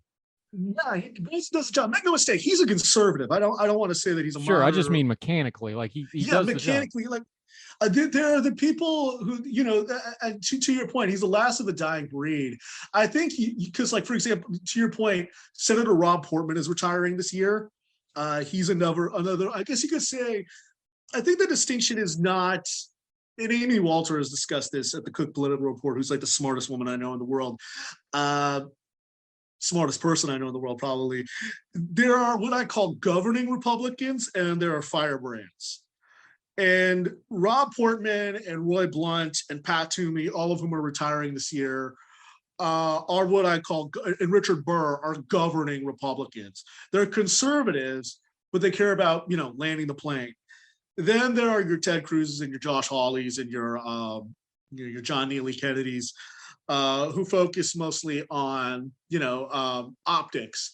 And I think, Tillis, one reason why he doesn't earn the ire of Democrats, and one reason why his Democratic challengers don't raise as much money as like your Amy McGraths or your Jamie Harrisons or your John Ossoffs or your Raphael Warnocks, is he hasn't put himself out in the forefront as somebody who does that many offensive things to Democrats. And he's not in Senate leadership for now. So that kind of inoculates him from Democratic outrage. But in the same respect, I think what it does is that because he cares about governing and he cares about actually landing the plane and not just being on, Ben Shapiro's podcast all the time, he a lot of conservatives don't necessarily trust him. So I think that's the real distinction. I actually used to say when North Carolina passed the bathroom bill, that was under Speaker Tim Moore, his successor. I used to say that never would have gone to a vote in the General Assembly if he were Speaker, not because he wasn't, opposed to LGBTQ rights. He is, but it's because he knew that was bad for business. Yeah, and you said something key there too, I think, to key in on is with somebody like Tillis, because he's not in leadership, there's always been this group, whatever the makeup of the Senate is, there's always this floating group, gang of 4, gang of 6, gang of 8, whatever. There's always this floating group that's not actually in leadership, but they're the ones getting done. There was reporting that Mitch McConnell basically literally told the Democrats, like, hey, I can't touch this, but go talk to XYZ and Tillis was on that list that McConnell told him, like, no, you go talk to them, they'll hash it out, and then we'll go from there.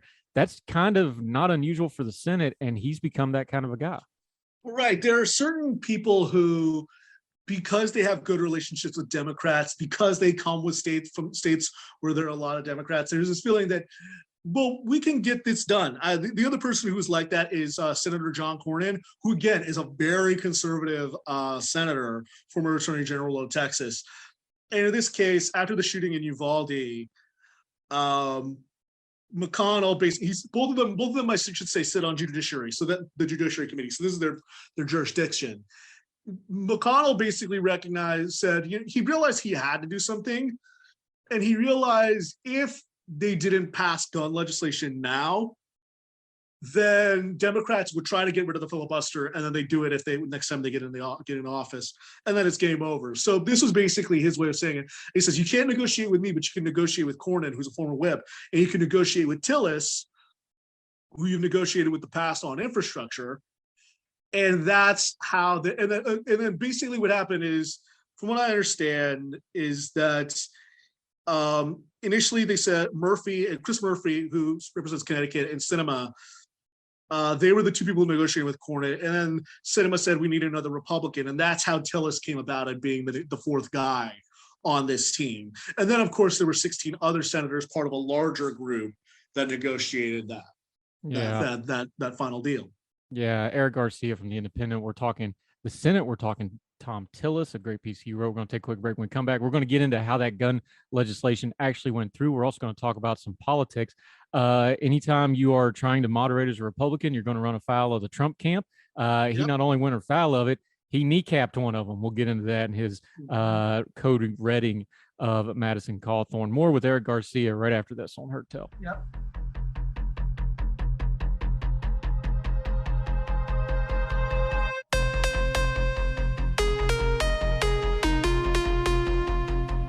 Welcome back to Heard Tell. Having a blast talking to our good friend Eric Garcia. He does great work. Make sure you're following him. He writes for The Independent, MSNBC, other places from time to time. All right, buddy. We've talked about Tom Tillis, how the Senate works. We walked through how Tom Tillis became, he's not a shot caller, but he talks to all the people before the shots are called. I think that's probably the fair way of explaining this. Let's talk the gun legislation real quick. Let's just set aside the particulars of it because, a lot of this was kind of shining up stuff that was already existing. There's some argument over what it actually accomplishes, but they passed something, which 2 months ago you would have said that would have never happened. How did the mechanics of this legislation get passed? The mechanics of it are really interesting because I think that there was really this feeling. I think it's important to say there are a few things. I wrote about this. It was interesting because I remember when the negotiations began. I should say I've been a journalist now for, professionally for 8 years. And that means that I've been covering politics in Washington ever since. So I've been covering Washington's response to gun violence for a long time now. And to the point that I'm just kind of like, this is, nothing's going to happen on guns. But the thing that changed, I think, but then, I noticed when the negotiations with Cornyn and Tillis and Sinema began, and Murphy, there was this general feeling of goodwill. And I think there are three things that I would attribute it to. One is that the National Rifle Association is just not as strong as it used to be. A lot of liberals like to think of the NRA's power as just the money that it gives to candidates. That's not the real thing. It's the NRA's ability to scare the bejesus out of its members and mobilize them that I think is the real power.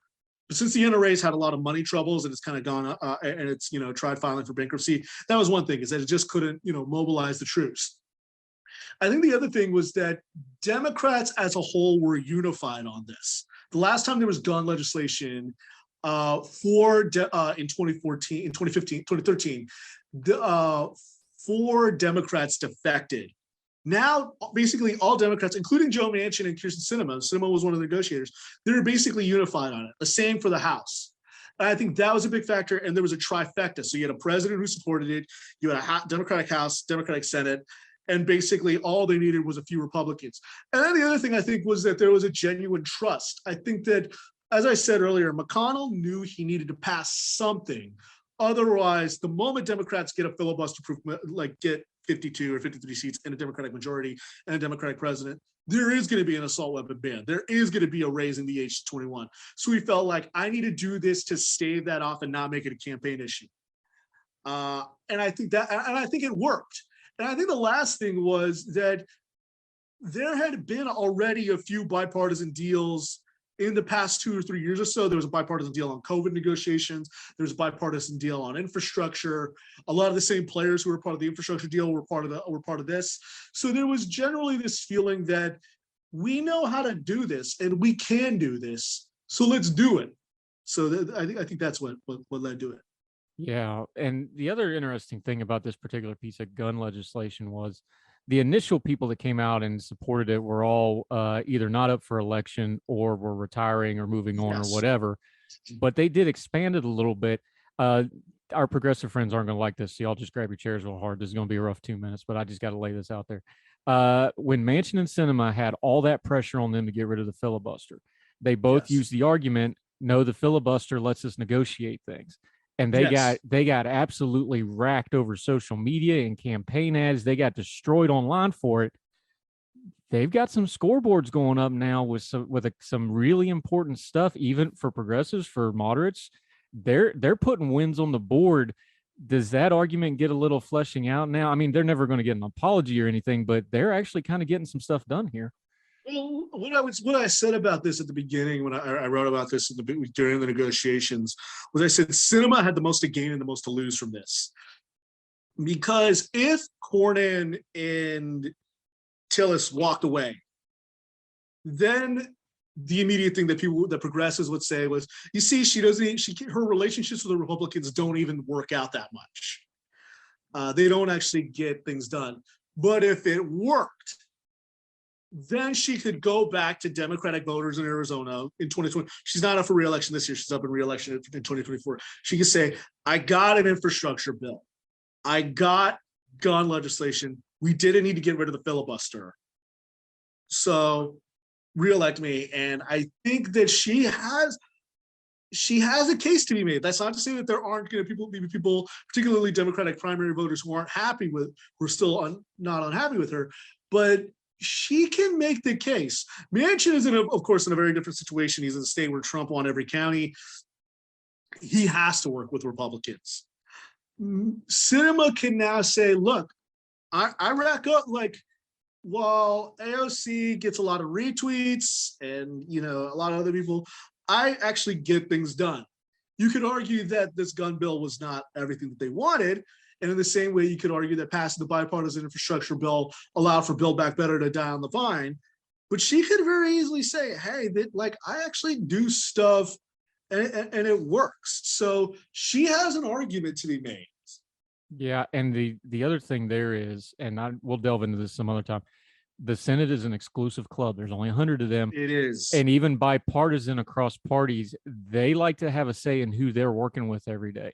And I think they're looking at states like Arizona and that absolute dumpster fire of a primary they're getting ready to have. And they're looking at Kyrsten Sinema and Joe Manchin in West Virginia going, you know what, whatever comes after that's going to be worse. Let's not burn her on this. There's definitely stuff like that happens in the U.S. Senate, and they think that way. No question. I mean, I think that's very, I'll say this about Mitch McConnell, and I can't speak for the rest of them, but I can say this: McConnell is very strategic, and McConnell, as much as conservatives may hate him for it, he remembers 2010 when Sharon Engel blew that race against Harry Reid. And he remembers I was living O'Donnell. in Vegas at the time. I remember it vividly. Whatever you saw in the national media, it was 3 times worse on the ground. It was bad. Right. She was unelectable. And then she blew what should have been, an easy race. And then Christine O'Donnell blew that race in 2010 against Chris Coons. And then in 2012, you of course had Todd Akin and Richard Murdoch. McConnell recognizes sometimes where he's just like, look, it might be better for us to hold off on this. And that's not to say he doesn't win. He probably would love to see Mark Kelly lose, but he's probably looking at what Mark Brnovich is doing and what Blake Masters is doing in Arizona. And he's probably like, this is going to be bad and this will be a headache. And I'm sure he probably, even though he's endorsed Herschel Walker, he probably is looking at that with, some sweater under the collar. And it wouldn't surprise me. So I think that it's, again, you're right. It is these are very strategic people, and they do it would surprise people how much, for example, Josh Hawley and Kristen Gillibrand work together. It would surprise people how much Chuck Grassley and Elizabeth Warren work together, but they do on good government stuff. Rob Portman gets along really well with Sherrod Brown, A, because they're both Ohioans, but B, they also just care about landing the plane. So to your point, it is a very professional club. And even, another example, a lot of people, as much as people may rag on him, and I've given my fair share of criticism of him, Marco Rubio and Rick Scott, in 2018, Rubio didn't campaign for Rick Scott because he liked working with Bill Nelson, the Democrat who was the senator at the time. Yeah, now head of NASA. There's definitely a pro wrestling element to the Senate where they do one thing in front of the camera and then they go behind the camera like, all right, how do we get to the next thing? Real quick, senatorial power, of course, is not just in legislating. It's also in picking candidates. We talked about how Tom Tillis made his bones in politics by picking winners and candidates. That's how you build up a base. That also means when it's time to run somebody, that's the guy to go to. Let's talk about the soon-to-be former, thank God, representative from out around Asheville, Madison Cawthorn. I called it the Code Red. If you don't understand the reference, because we're starting to get old, my friend, I'm sorry to tell you, but that's a few good men. That's they took the guy out that was the problem. This was a Code Red. You go and you understand how politics works, a phone call got made and said, okay, we've had enough. Let's get rid of him. Tom Tillis, it turns out, was the catalyst behind that, or more specifically, his staff in his office and those deep, deep North Carolina ties. Walk us through that one real quick, because that's an exercise in power when you can take out a sitting congressman just because you've had enough. That's pretty impressive flexing. It is an impressive flex. And I think, so there's the stuff that a lot of people know about Madison Cawthorn that angered people, which was the jokes about him talking on that podcast about cocaine and orgies. That was just the last straw. The real thing that peeved off Tillis was last year in redistricting, because every year states have to do redistricting, and every 10 years, I should say, and they have to redraw new maps. Cawthorn was being cute, acting cuter than he was, and he decided to switch districts and run against run in a district that was going to be made for a guy by the name of Tim Moore, who's the Speaker of the North Carolina House of Representatives. That angered a lot of people, because Moore was supposed to run for that seat. He's the Speaker of the House, and that was Tillis' successor. He also threatened to, quote unquote, primary the hell out of anybody who voted for the infrastructure bill. And of course, Tillis was one of the negotiators on that bill. And then afterward, he bragged about bringing broadband to Western North Carolina. And that angered Tillis to no end. And I think what also some people worry is that by him trying to switch to that district that included the Charlotte area, some people thought that maybe one day he wanted to run for Senate in primary Tillis. But whatever, and so it was also maybe him protecting his own territory. But for a lot of reasons, Cawthorn didn't do the job. It's, one thing a lot of people don't recognize. So Cawthorn, of course, ran against a friend of Mark Meadows's. When Meadows went to go become White House Chief of Staff. And that, that's fine to be an insurgent, but what happens is afterward, you usually have to rebuild your repair relationships. Cawthorn never did that. He kept on burning bridges so that when he needed his friends, he didn't have any. And I think that's ultimately why it was, one thing after another that finally Tillis and the rest of the North Carolina Republican establishment said, okay, enough. And Tillis said that Phil Berger, who's a state senator, was the one who, kind of motivated him to get behind Chuck Edwards. So that was ultimately the reason, was that there was enough infrastructure to take out Cawthorn. So I think a lot of people have said, why did Madison Cawthorn lose, but Lauren Boebert didn't? Well, for the fact of the matter is that Colorado has a Democratic governor and 2 Democratic senators. So there's not a lot of power within the Republican Party to fundraise and neutralize somebody. And in the same respect, Lauren Boebert wasn't talking smack about other Republicans. She was talking smack about Democrats. So that's ultimately what led to it. Yeah, and let's not pretend here this is still some politics involved. Cawthorn had viable competition in his primary where Boebert and some of these others didn't. If they had one, they might go after, the reason they haven't done this, somebody's like, why didn't they do that, Marjorie Taylor Greene? Because they don't have a candidate running with her that could win. If they had one, they'd probably do it. Let's be adults. They knew they could beat him, and then that's part of the calculus here as well. There was already blood in the water. He also had multiple law violations for, trying to bring a gun on a plane and speeding tickets and having his license suspended. Marjorie, there wasn't a viable candidate who could run against her in a primary. She had a primary challenger this last year, this past go around. But, Brian Kemp didn't get behind this challenger. None of the big power brokers in Georgia got behind it. So it just kind of was allowed to wither on the vine. So as you said, it's all about, can this be done? Do we have a good candidate? Do we have all the things lined up? In Cawthorn's case, it just lined up. Eric Garcia, you're fantastic. We love having you on. We appreciate you being a regular on Heard Tell. Till we get you back, let folks know where they can follow you, your writing. This piece is in the Independent. We'll make sure to link to it. Please make sure you read and share it. Let folks know about your social media and everything you got going on, my friend. You can follow me at Eric M. Garcia. On Twitter. You can follow me on Instagram at Eric M. Garcia 14. I, of course, write for The Independent. I'm a columnist for MSNBC. My book, We're Not Broken, Changing the Autism Conversation, came out last year through HarperCollins. It is coming out in paperback August 3rd with a new afterword about the COVID-19 pandemic. So that is coming out in paperback. And as always, it's always fun being on here. Yeah, and when the paperback comes back, I already told you, we want to have you on and kind of rehash that because we covered the book when it first came out because those are human interest stories. I'd love to update some of that. So we'll definitely have you on to talk about the book. Great book. We'll be doing it soon, my friend. We'll put a link in there for that too. All right, Eric Garcia, you're the best, buddy. Appreciate your time today, sir. Take care. Thank you, sir.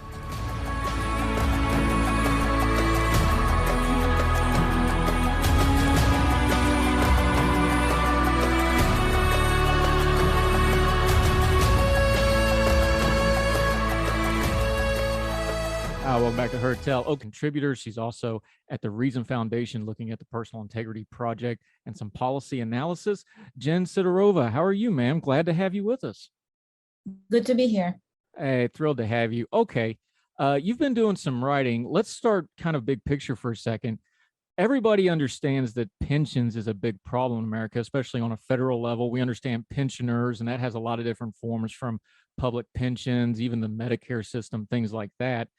You took an angle on this, though, that on the municipal level, and we know there's a lot of cities that have been crippled with pensions, you actually found an example of some good news for pension. I'm all for some good news. We've had a lot of bad news lately. Talk about Jacksonville and the pension system that you wrote about, because it's really nice to see a well-run government and some good news in this front, isn't it? Yes, definitely. So what we focus in the Pension Integrity Project is the state and local pensions. So not really like the social, not the Social Security or anything like that, but the local and state pensions that pay for the public service workers, teachers, firefighters, and police officers within the states or municipalities. And so Jacksonville is one of the examples of a municipality that back in 2017, they turned off the defined benefit pension plan for the new hires, and they put all the new hires into 401k style plan. So all of that sounds kind of all this terminology, but let me try to explain it. Defined benefit plan, the pension plan, is the kind of plan that a lot of public sector workers have, like teachers and police and firefighters, as I've mentioned. And so the way the benefit is calculated is that there's a formula that takes into account the number of years that they worked with a particular employer. It takes into account their salaries, and then it's calculated. And they kind of get a benefit each month. So that's how pensions work. And the employer is responsible to provide that pension no matter what. So even if they don't have enough money saved up, they still need to find a way to provide for those pensions. Those pensions are guaranteed by constitutions.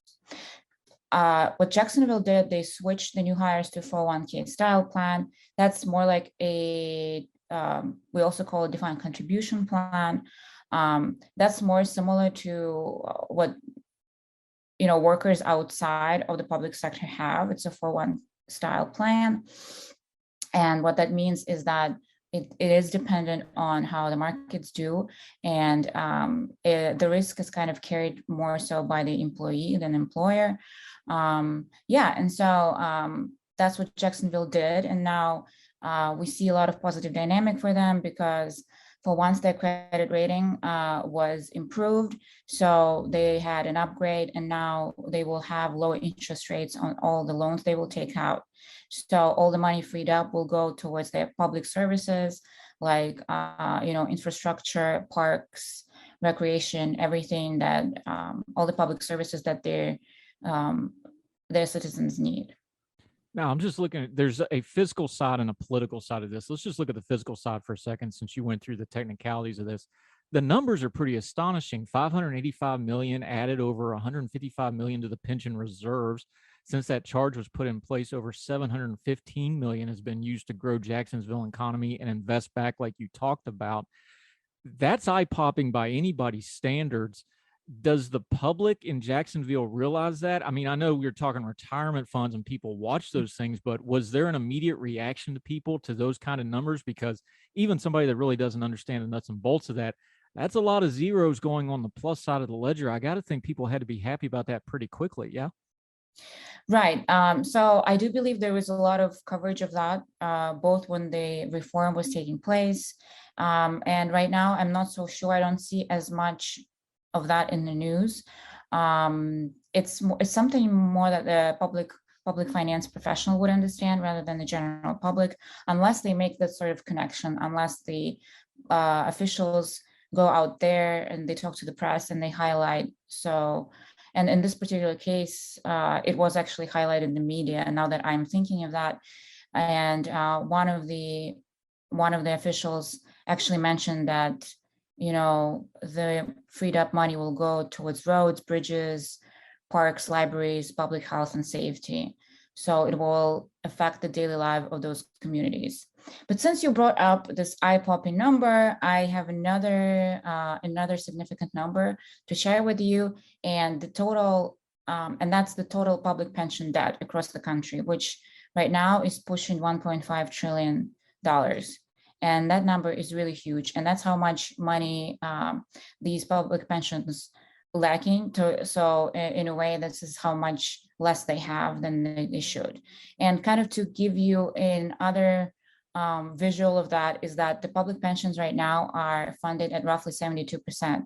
So they only have 72 cents per each dollar saved up for those pensions. Now in 2021, because of the very high interest, because of the very high asset returns, that number increased a little bit. Instead of 72, it was 80 in 2021. But now we're going to see some negative returns, some negative market asset returns, and it's going to go down. So like that, like if I would say the funded ratio would still hang out around 72, 73.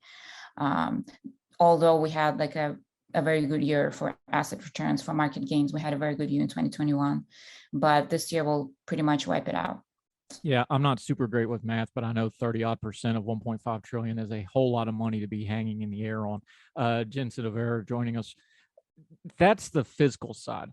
You just touched on it because this is a ticking bomb type of problem. Let's talk about the political side of this. Pensions are one of those in a lot of places, especially major U.S. cities. They're almost sacrosanct. People will not touch these. They don't want to try to reform them. What was the political environment in Jacksonville that they actually not only reformed it, but reformed it in a really productive way that only 5 years, that's a pretty fast physical return on something like this.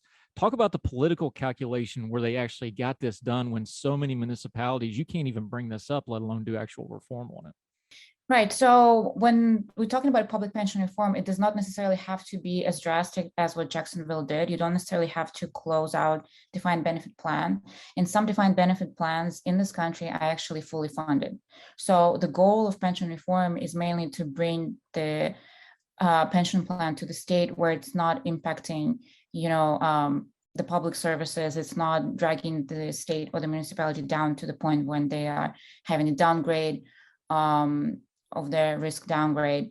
And it's actually just whenever the pension reform is all about making a sustainable plan that will make sure that those promises to retirees, promises to those teachers, police officers, and firefighters are actually fulfilled. And it's really the goal is to make those pension plans solvent, to put them down, the fiscal solvency path. It's not really, the point is not really to shut them down at all.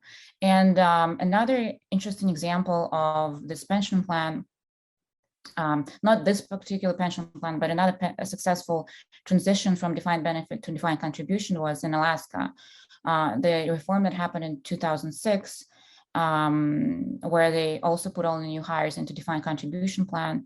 It's been a while since that reform, and I recently published a working paper that looks at the retention outcomes for the workers, retention outcomes for the teachers. And what we see is that retention actually slightly improves for workers who were hired at the defined contribution, for the defined contribution plan. Yeah. Let's ask you this then.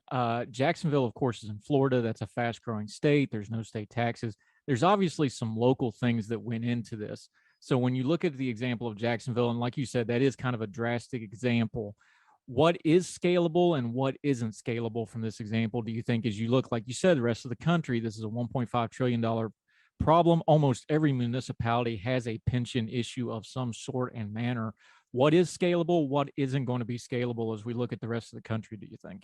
I think one priority that I see, one kind of sticking point that I see for a lot of plans is their assumption, their assumed rate of returns. The assumed rate of return is the assumption that they make when calculating kind of how much money they're taking in. When calculating that, the assumed rate of return helps them calculate their funded ratios, their unfunded liabilities. And it's a very important measure because this is how much money they think their assets are going to return every year. And so right now, the assumption on average is 7%. So they believe that every year their portfolio will return 7%. And if you have at all looked at your 401k, and then you will see that this assumption is a very high one, and it's a little bit unrealistic. I would say even a more realistic goal would be all the way to 6%. And some plans like New York are actually doing this. So this is something that definitely can be done. And it's also a very positive improvement for the plan in the sense that they will just set more realistic goals for themselves. And they're more likely to be back on solvency track, back to being fully funded, and to fulfill the promises to the retirees. All right, we're talking to Jen Sidorova. She's with Young Voices and the Reason Foundation, doing some excellent work on public policy when it comes to pension. We're going to take a quick break. When we come back, we're going to talk about the rest of the country. A whole lot of problems. Like she said, 1.5 trillion. She's got some writing and some examples of what to do about that, who's in trouble, who's not. Talking public pensions, one of those things folks don't like to talk about until it's a problem, with our friend Jen. Right back after her tell, right after this.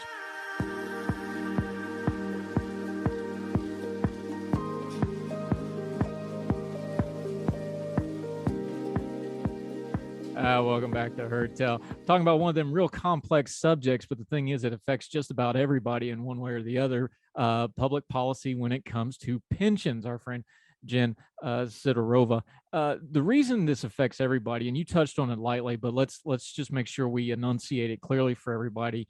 The opposite of what you cover in Jacksonville is true. They made back money. They fixed their problems. That was more money for roads and bridges and firefighters and cops and teachers and whatever else. But we've seen in municipalities the reverse, though. When they don't handle their pension fund, the pension fund really becomes an albatross. And then things like teachers and firefighters and roads and playgrounds and all that other stuff, that's what starts suffering, because these pension plans can absolutely eat up a city budget for decades to come if they're not properly managed, can't they? Right. So I think a couple of examples of really significant, kind of a fallout that was brought up from mismanaged pensions was Detroit a couple of years ago, and then Puerto Rico. So both jurisdictions had to undergo significant fiscal changes because their pensions. And this is something that, as Pension Integrity Project, as Pension Reform, we're trying to prevent. You never want to go to this point of almost no return when you have to, at that point, make significant drastic changes. A lot of pensions are in the state where, with a little bit of tuning, defined benefit plan could work. And this is something that just needs to be taken care of right now. It's a priority. And although, most policymakers are not going to be here when those pensions, mature like 30 years from now, when, the bill will come due, it is still like decisions that are made right now are extremely important. And another thing, the reason that why I am bringing this up is because we've seen a recent trend that that in a lot of those state pensions, what happened was that the political goals, like the prioritizing green, environmentally friendly, and social justice goals, those sort of investments, has been taking place. Examples of that would be like divesting from a gun manufacturer or divesting from an oil producing company, and instead investing into ESGs. And this is the trend that's happening right now, and it's quite scary in a way that when it comes to those pensions that you owe and you have to pay, what you really should be chasing is kind of sustainable, solid returns. And you should be investing into assets that are very likely, that are trusted assets, and they are very likely to bring a stable return, and not really gamble with public pension money. So that's just another thing that we've seen recently, and I wanted to highlight. Yeah. And I think you hit something important on the head there too, is, this is a data heavy thing. This is kind of a wonky issue, but it affects very normal everyday people, even people that are non-political, because everybody wants to have some kind of a retirement. And this thing projects out 20 or 30 years over the course of a worker's lifetime. So it's kind of hard for people to get their heads around. As you've wrote about this, as you studied it at the Reason Foundation and other places, do we need to change how we discuss this in the political commentary and on our social media and stuff? The way we've discussed this over the last 20, 30 years doesn't seem like it's a real productive way. Do you think there's a better way to discuss this without maybe getting into all the nomenclature, which kind of loses people, and just talk to them on a human level of like, hey, this not only makes your retirement better, it makes our cities better. It gives more stuff to our kids for the next generation. It sets the next generation up for success. Do we need to change our nomenclature, how we talk about this issue? Yeah, actually, a couple of years ago, I wrote that op-ed that went to Market Watch, and it talks about why pension issue is a millennial issue as well, why millennials should care about pension debt. It's precisely because of that, because the money that otherwise could be spent on public services is going is going towards paying, to the employees who stopped working 10 or 20 years ago, which is kind of bringing up the issue of intergenerational fairness. And it's also, like in Jacksonville, it's simply that, you're getting a lower credit score. And like any one of us, like once our credit score, if it goes down, we're going to get billed with high interest rates. And if we have a very high credit score, we get low interest rates. It's like as simple as that. So you can even bring this into this human level and translate it into these basic issues that we have to deal with in our daily lives to explain this issue. And that's what I'm trying to do as part of the Pension Integrity Project and as part of Young Voices. Yeah, basically, if you're paying taxes, you're funding a public pension somewhere, somehow, probably a bunch of them is kind of the way to think of it. Jen Sidorova joining us. We appreciate your time. This is one of those complicated issues, but you explain it really well, so even I could understand it, and I appreciate that. I know you're writing at Reason. You've got a list of writing credits that anybody would be jealous of. I know I am. Looking through it, let people know where you are on your social media until we get you back on again in the future, how they can follow you and keep up with what you have going on. Definitely. You can find me on most social media, and my handle is the same. It's Jen_Sidorova. So I'm pretty easy to find, and you can just always Google my name and find my Reason profile, Young Voices profile, and connect with me that way. Yep, she's got a lot of writing credits. She's doing more media, and we were lucky enough to get her here on Her Tell, and we hope to have you back again soon, my friend. Thank you so much for the time today. Appreciate it. Thank you. Anytime. After this quick break.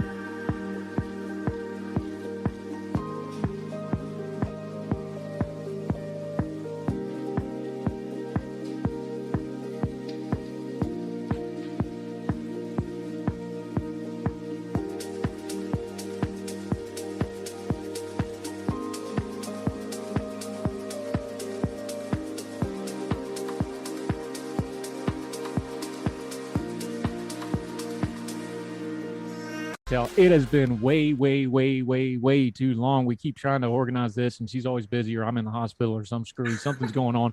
But she is currently the holder of the most downloaded episode of Heard Tell of all time. She is a fantastic journalist in her own right. She has a long list of credits that we won't go through here, but she's legit, folks. She's a great journalist, but we're going to talk about her little passion project she's got going on now. Molly McCluskey, my very good friend. It's so great to have you back on the program. Welcome back. It's so nice to see you. Thanks for having me. Yeah, see, because we didn't even have video the last time you were on. That's how long it's been. And the itinerations, as Heard Tell, has grown and developed, which I will say publicly, because a lot of people don't know, you had a big hand to do with. You have given me contacts. You have given me ins. You've given me a lot of really, really great advice. So just publicly, thank you very much for your help. So for me kind. personal. No, it's... I don't know what I'm making this up as I go. You know how to do all this, like journalism stuff. I'm journalist adjacent. I'm just faking. I made it all up as I went too, so it's totally fine. All right, you have this long career in journalism. You are a fantastic feature writer, quality journalist, but you have aimed at something that I think is really cool because, like we do our program, we always call it culture and politics because there's no way to really unwind that ball. It's always part and parcel.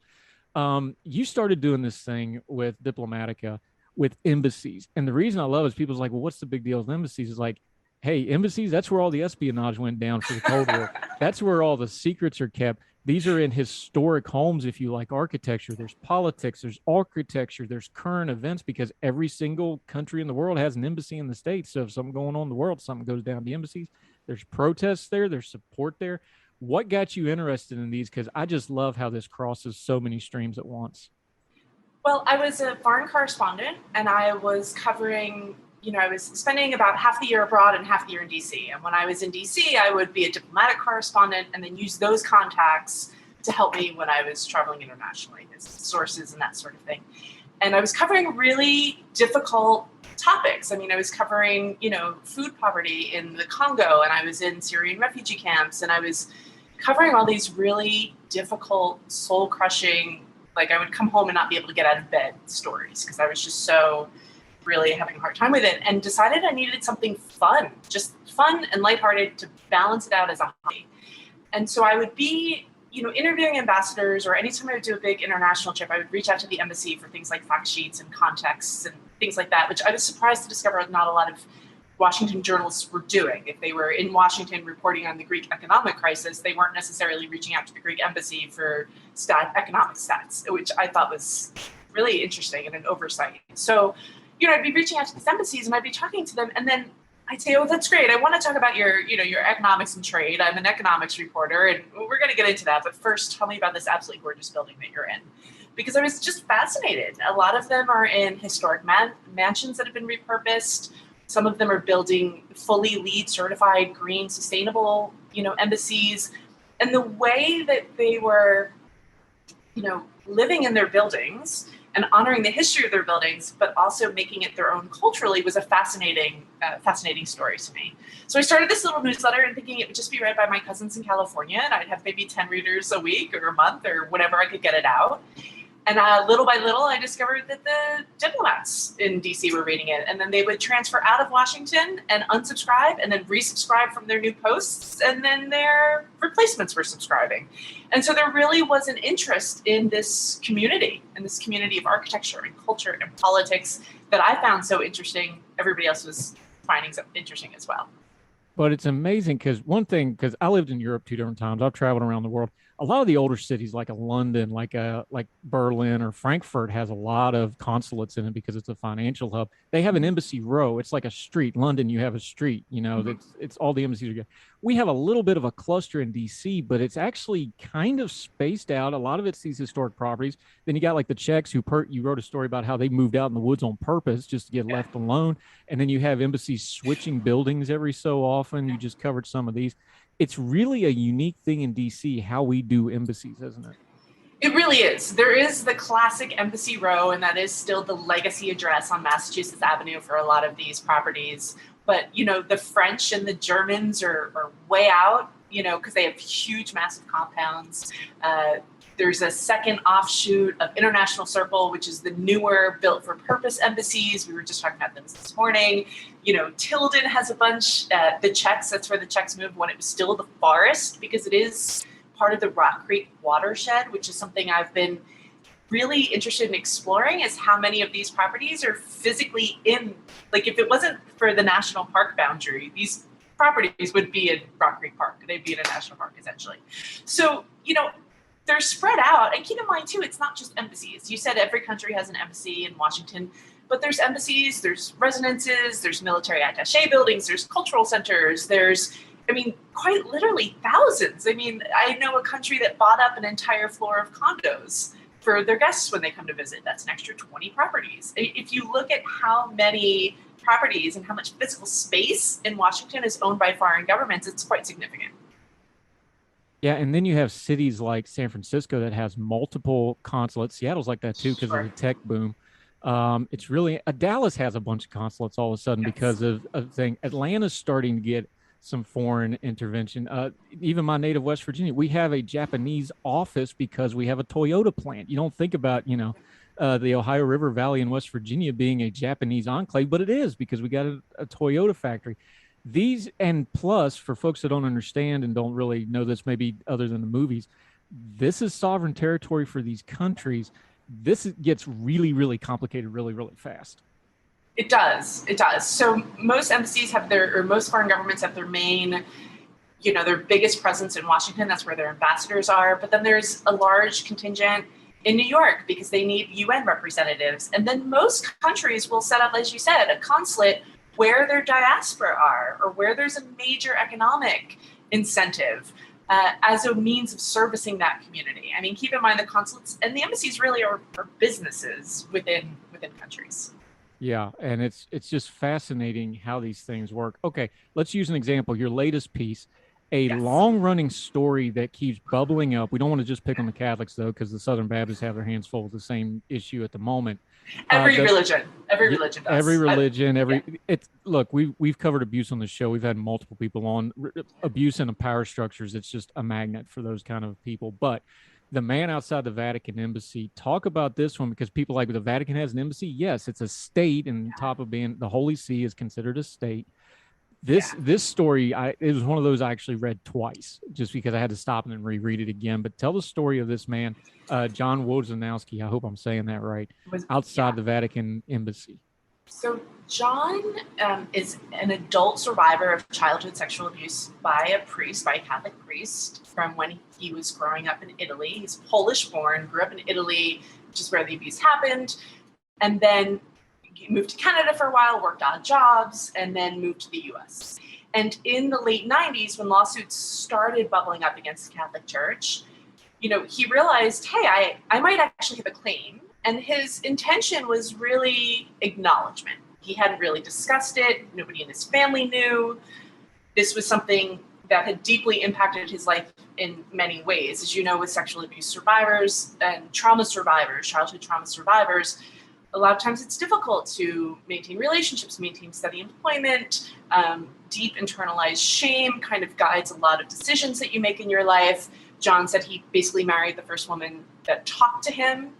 They have a very good relationship now, but they were together for 30 years, and he knows that he put her through a lot of pain because he had dealt with his own issues.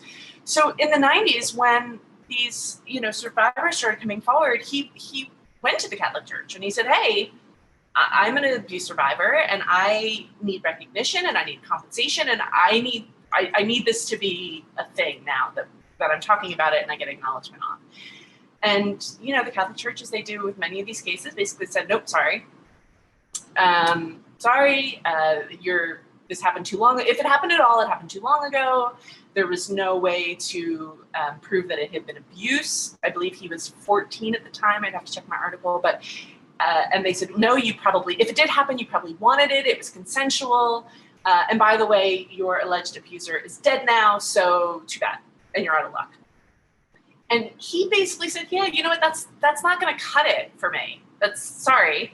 And so he lives in a suburb of Maryland that's close to Washington. And so he started coming out and protesting at the Vatican, which at the time did not have a fence. And I get into that in the story a little bit, but it was just basically an open lawn. And he would come out and he would stand on the corner and with his signs, and he had flyers made up and he would hand out the flyers. And keep in mind too, this was, pre-Spotlight at the Boston Globe, which was 2003, I think, and pre the movie. And so people, did not take it very well. And at one point he claims a cardinal spit on him as he walked by. And at one point he said that he was physically surrounded by priests and verbally accosted and threatened. And so, but he didn't stop. He came out every day for years and years and years. He's now, I believe, almost 80. And so he doesn't come out every day anymore, but he comes out a couple times a week. But this was his life. And this is 24 years that he's been doing this now. And he's a fixture in the neighborhood. But the odds of him getting any kind of justice or acknowledgement or compensation are very, very slim. What struck me about this, Molly McCluskey joining us from Diplomatica Global Media. What struck me about this is we've covered a lot of protests the last couple of years, whether it's Black Lives Matter, January 6th, although that turned into a riot. Now we're finding out about all the underlying things with that. But, started as a protest. Take whatever you want. We've dealt with protests a lot the last few years. That's not what this is. This is this one guy. And it reminded me that episode that did so well of Heard Tell we talked about where you were out on the reservations. There was a part of your story about the missing women on the reservations where you had, I think it was 3 or 4 women just walking down the highway with signs protesting. And it was such a start because that's out in the middle of nowhere. Right. And it was just one of those, this is all they've got to do. So they're protesting. That's what I thought of thinking about this guy's like, this is one guy. This is so different than the media coverage or a mass movement or it's organized by social media. This is one dude since 97, 98. He's been doing this. 98. Yeah. This is one guy he's like, hey, this is all I can do and I'm going to do it. And he keeps doing it on a human level because you've covered big stories. You've covered small interest stories. That just struck me on a human level. How did it hit you? The thing that's so interesting about John, he's so painfully shy. I mean, he's at one point, as he was talking about his abuse with me, he stopped and apologized and censored himself because I was a woman and he wanted to be delicate and he didn't want to offend me.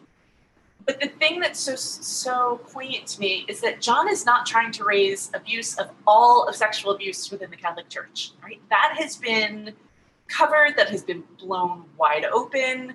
I mean, there was a Chilean priest arrested a couple of weeks ago for child abuse. I almost got into the different cases that are actively pending right now around the world, and it would have been a different article, right? Yeah, the bishop in Australia. There's a lot of really messy ones.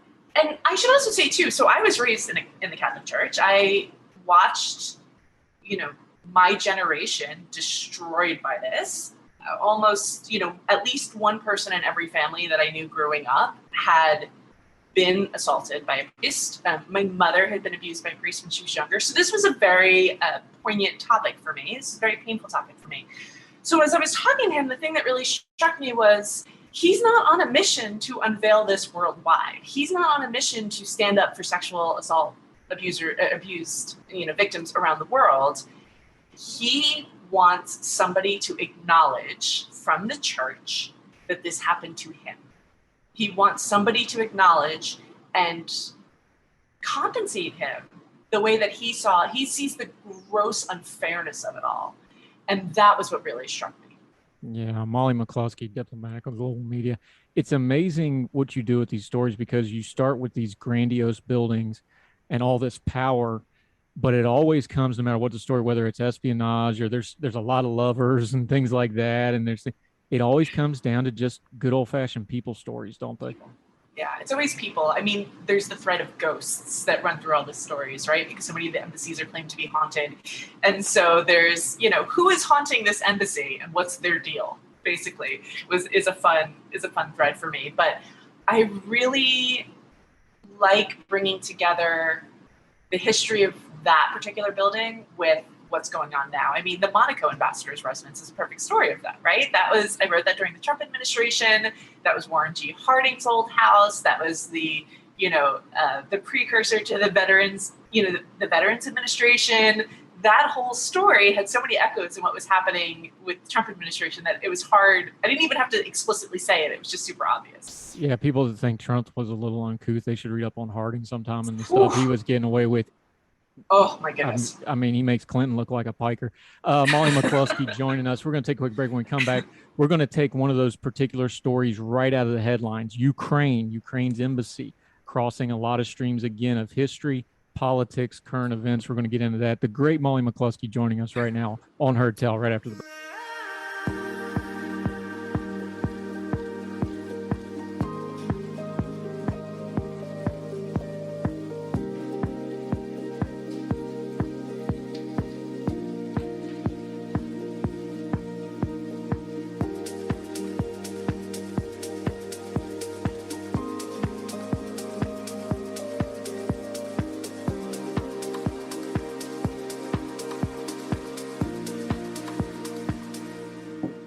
Welcome back to Heard Tell. We have Molly McCloskey of the Fighting McCloskey. She's one of them journalist people, but she's one of the good ones. I promise. She's got good stuff. Make sure you're reading and following her. Let's talk Ukraine, because you covered the Ukrainian embassy. This is not unusual, though, because when some world events happen, whether it's the diaspora or the expats or just, the working population, whatever the case may be, embassies become gathering points. And that became true when Russia's illegal invasion of Ukraine. We've been very clear on this program where we stand on that. Vladimir Putin's one of the worst actors in the world. As usual, the Ukrainian ambassador and the Ukrainian embassy became a focal point for both protests and support. That's not unusual, but that building has some interesting history that crosses some streams again, doesn't it? That building does have some history. So that building is the site of the dinner that George Washington held when he was trying to convince Washingtonian landowners to basically give up part of their land to build the nation's capital and move it from Philadelphia. And so that building, more than really any other building in Washington, I mean, top 5 maybe, is one of the oldest and one of the most historic, and one of considered the most critical to Washington history. Yeah, and something our lawyer friends, one of the most important foundational legal cases, Marbury versus Madison, that, for folks that don't know, that basically established the Supreme Court and judicial review, one of the most important parts of our separations of power, especially on a day like today. We're recording this on the Friday when the Dobbs decision, and yes, we're recording this as Dobbs drops on purpose so we don't have to talk about it.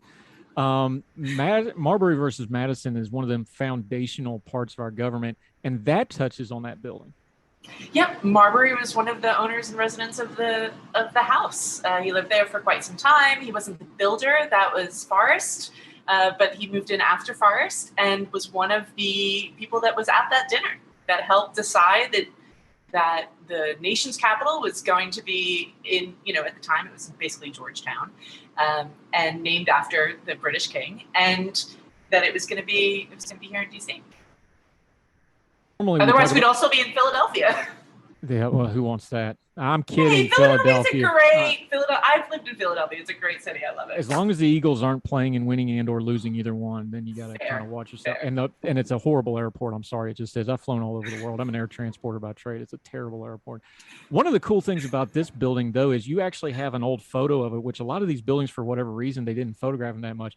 I love this quote, though, from the Historic Houses of Washington, D.C. I'm not sure the date on this. You can tell me, but it said, quote, "One of the worst looking, most dejected buildings in Georgetown," that's Georgetown with a hyphen for some reason, "at the present day is 3350 M Street, a structure certainly deserving better treatment than it has received." The photo of it looks like something out of a spaghetti Western. It's black and white with wood frame door. I mean, it does look, you could never tell that was in Washington, D.C. I don't know what year that photo was. But that's kind of one of those cool things, because for whatever reason, a lot of these buildings, they didn't really document the history as they went along. They figured it out later. But this one, you got that picture, and it is kind of a sad state of affairs. It's rough, right? It's a rough building. It almost, collapsed at one point from disuse and disrepair. It was the site of nightclubs for years and concert halls. And, they were renters, right? These nightclubs came in and rented the place and, didn't necessarily invest in the upkeep of it. At one point, it was purchased by a development company that had all these grandiose plans for it, and they went bankrupt. So the building really had, it's amazing that it's still standing, essentially. Yeah, I love this list of names that it held as it was a nightclub. It was, and I'm quoting here, Apple Pie, Casablanca, Smokey's Groovies, Julie's.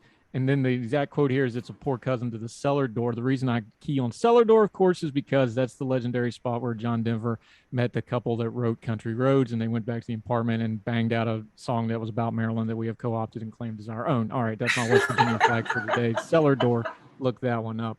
But modern day, let's bring it up to the modern. This is not unusual, though. Something like Ukraine happens. The Ukrainian people and people that, more importantly, Americans who want to support a foreign country, the embassies is where they usually go do that. There's a lot of historical background to that, and that's probably going to continue. Why is that, and what's the history to that?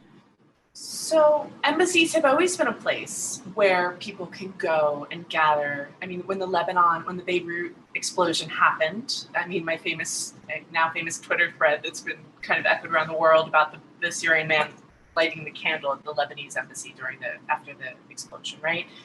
During apartheid in South Africa, my friend's dad kept getting arrested for protesting apartheid outside the South African embassy. It's a way to show either support or protest of a country's policies. You can cause enough ruckus that the message gets not only to the U.S. government, but back home to the country's government that you're protesting. It will always be a thing. I can't imagine it stopping at any point. Russia has received numerous protests, and keep in mind those protests kind of run the gamut, right? So they're your standard candlelight vigil protests, your signs and chants protests. Then there have been acts of violence against embassies, which we have seen, right? How you doing, Erdogan? I'm talking about you, Turkey. I'm just, we name names here. The Turkish, they literally had a street fight. And this was just a couple of years ago.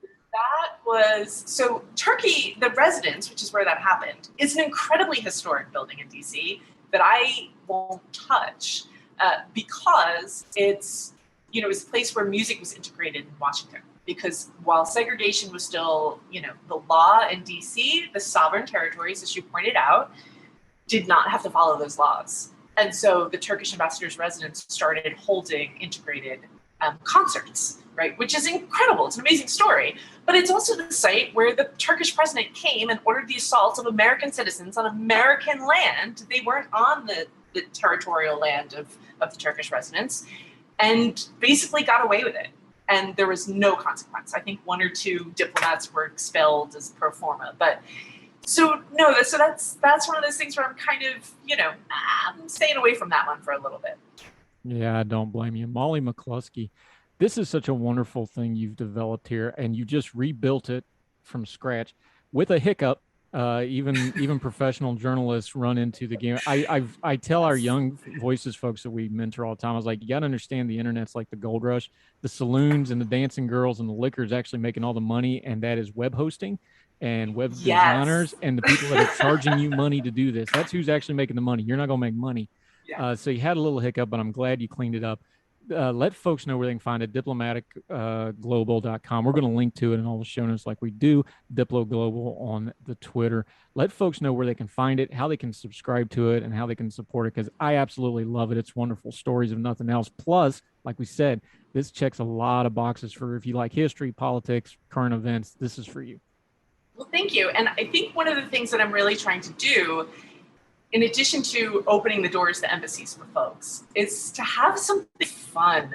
I mean, we've had years and years of just drag terrible news, especially on all of the topics that I cover, right? Climate change and migration and social justice and urban planning. I mean, every possible thing feels like it's just going terribly wrong. So I wanted something fun and informative, but it has transitioned from a newsletter to a solutions-focused newsroom. And for me, that's twofold. One, I want to physically open the doors of these properties to folks that may not know. If you didn't grow up going to embassies, if you didn't, intern on the Hill in college, as I didn't, you didn't, you might not know all of the cultural resources and the photography exhibits and the musical performances and all of the amazing things that these embassies are offering free into the public. And so I want to showcase those. But as I was spending more time at these properties during the pandemic, I was realizing how much physical land they have, how much property, how many acres. I mean, Twin Oaks, the Taiwan estate, is 18 acres. That's larger than President's Park with the White House. I mean, when you have that much land in a city like DC that has transit challenges and housing challenges and all of these issues, what is your responsibility when you own a huge multi-acreage legacy property like that? And not to just call out Twin Oaks, they're doing a lot of great work, but all of these big properties, it was really something that I started thinking about in terms of embassies are satellites of their home countries.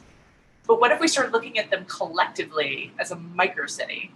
And in some ways that was really very similar to my start in journalism as a small town reporter in Alaska, right? Where if you reported anything in my town of 800 people and somebody didn't like it, they were going to come knock on your door and have a conversation with you about it. And that's really how the approach that I've taken with reporting on these embassies is that they're our neighbors. We are their neighbors. We all are coexisting. Let's talk about what that looks like. Let's showcase best practices. Let's talk about what folks can learn, from one embassy to another about how they're physically managing their land. So what you're saying is we need to give RFK to a responsible country. That's a DC joke. Not everybody will get that. I think we should give over RFK to DC Parks and Rec because they're awesome and they got to do something between that and the Armory. You could do something. Man, that's a $2 billion piece of property. Do you know how much food we could grow in Washington? Have a decent stadium. All right, Molly McCluskey, let folks know where your social media is so they can follow you and sign up for the website real quick before we got to go. Yeah, I'm Molly E. McCluskey on Twitter. I'm Diplo Global on Twitter. I'm Embassy Calendar, which is just a listing of public diplomacy events that are offered free into the public. Diplomaticglobal.com is the website. You can sign up there. You can certainly donate. There is a support page if you'd like. At this point, all subscriptions are still free. And I do occasionally organize outings, like I'm taking a group next week to the former residence of the Ambassadors of Spain, which is the Spain Cultural Office of the Embassy. Yep, and the Ordinary Times crew is doing their meetup in DC over Labor Day weekend. They may catch you up on some of that. Yeah, please do. So I won't be there. I'll be having surgery right around there, but that's how it goes.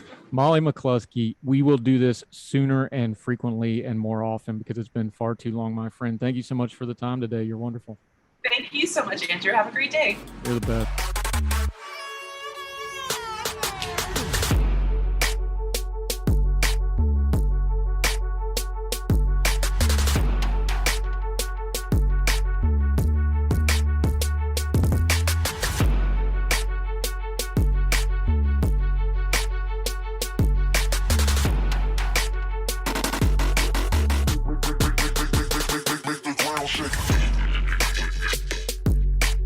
He's back. It's been a few minutes, but We love having him. Real sharp guy here. Goes to Georgetown Law working on Juris Doctor because he's all smart and stuff, but we always enjoy having him on the program. Travis Nix from Young Voices. Welcome back, buddy. Good to see you.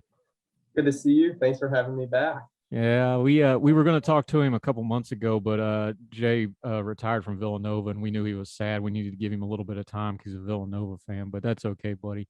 Have you recovered, and are you doing well, sir?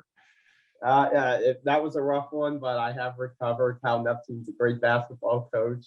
And yeah, ready to talk some taxes with you. Yeah, I miss the old Big East, dude. Of course, I'm a West Virginia guy. I miss the old Big East. Those were fun times, but I think Villanova will be just fine going forward. Okay, let's talk a little taxes, though. You got a story in the Wall Street Journal. Congratulations. That's a good job. But let's start big picture, and then we'll come back down. Why is it, and I know it's partly human nature, I know it's partly politics, I know a lot of it's probably just rhetorical laziness because you just kind of get in ruts and say things. What is it with tax the rich that we just go to over and over and over again, policy-wise? Both parties do it.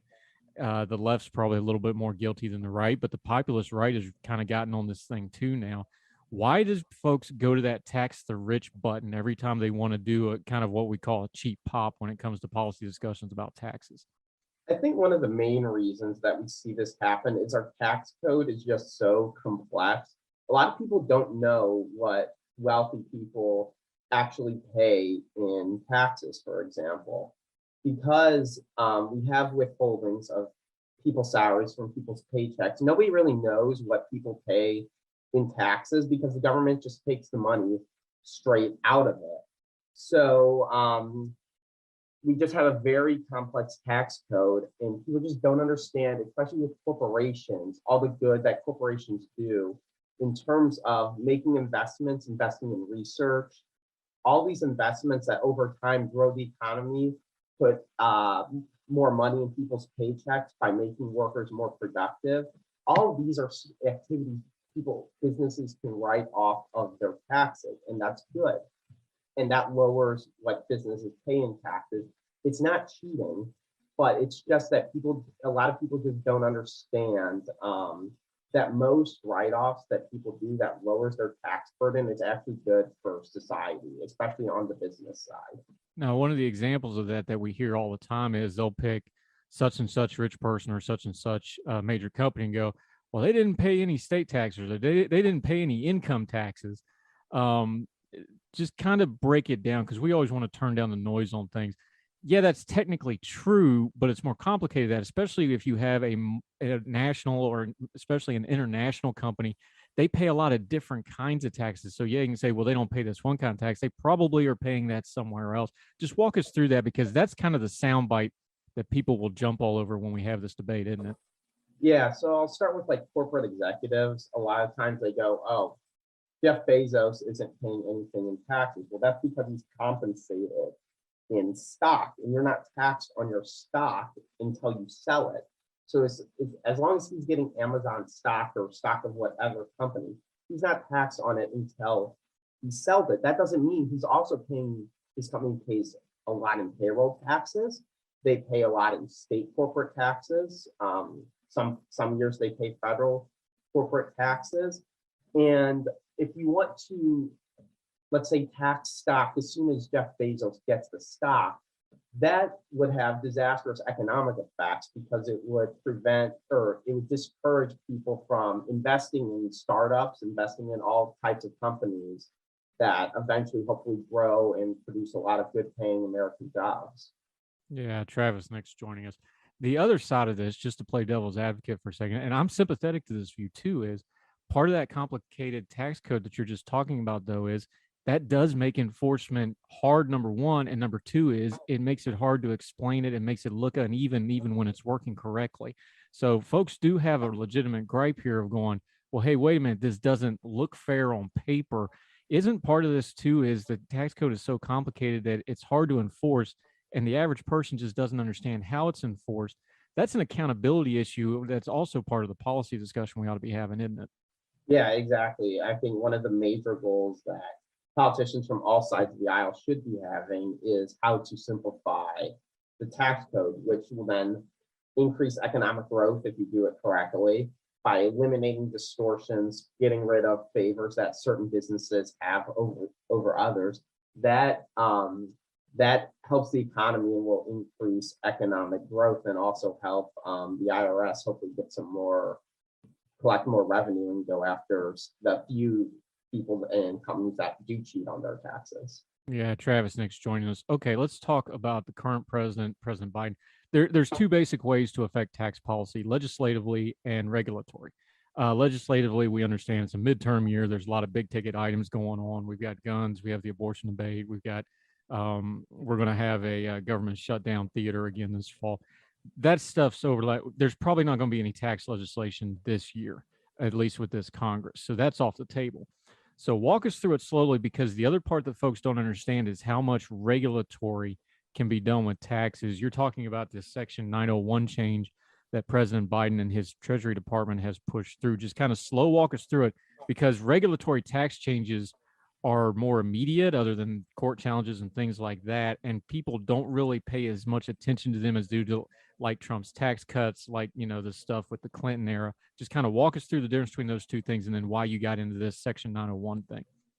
Yeah, so in terms of regulatory tax policy, Congress, they're not tax experts. The tax experts are in the Treasury and IRS. So what oftentimes Congress does is they legislate in very vague, broad terms, and they go, I want our international tax system to look like this. And one portion of our international tax system is we have foreign tax credits, which companies, when U.S. shareholders of foreign companies, when the foreign corporation pays tax in whatever jurisdiction they're operating in, then the U.S. shareholder, when they have to report that foreign corporation's income on their taxes, they get a dollar for dollar credit for the tax that was already paid. So that way corporations aren't double taxed. That allows income and revenue to move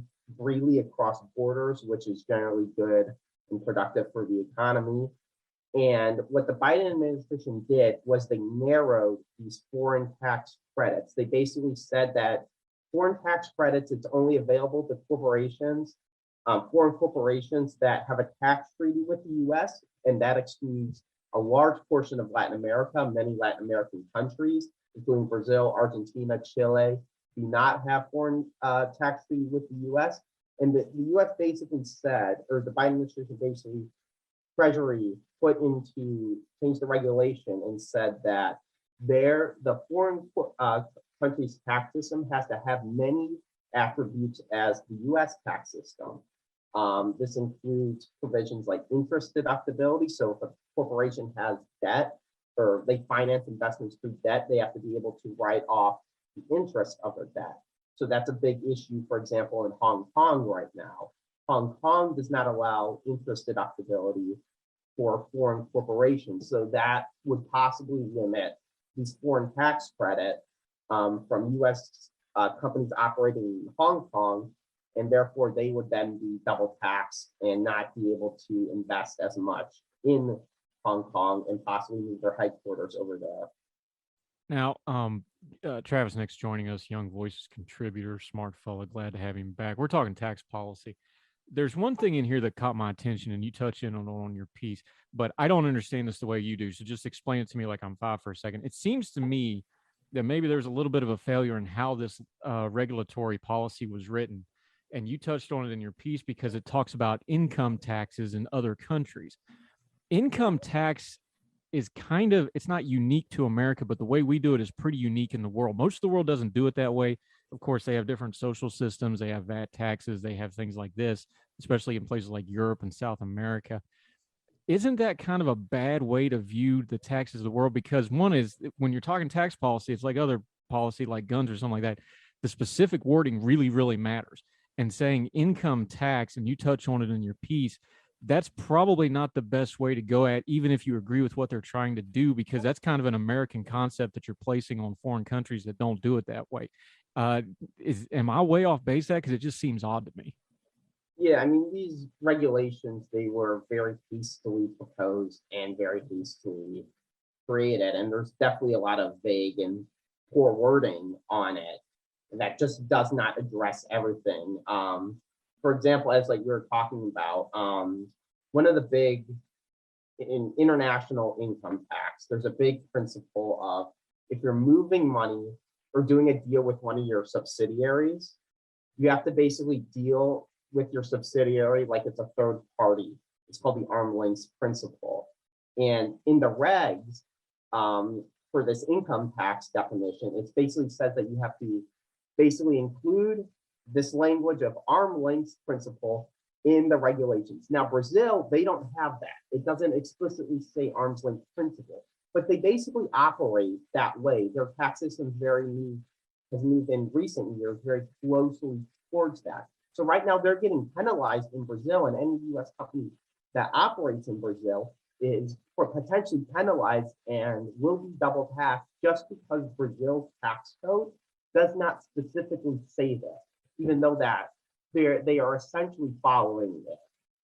So that's an example of just poor definitions and not really understanding how certain countries operate and the terminology that they use. Yeah, Travis, thanks for joining us. You use Brazil as an example here. Brazil is an interesting case study. 10 years ago, they were kind of the poster child. A lot of people were talking about, countries on the up. They've had a lot of economic turmoil since then. Just use them as a little bit of an example, though, because we can extrapolate that out to other countries.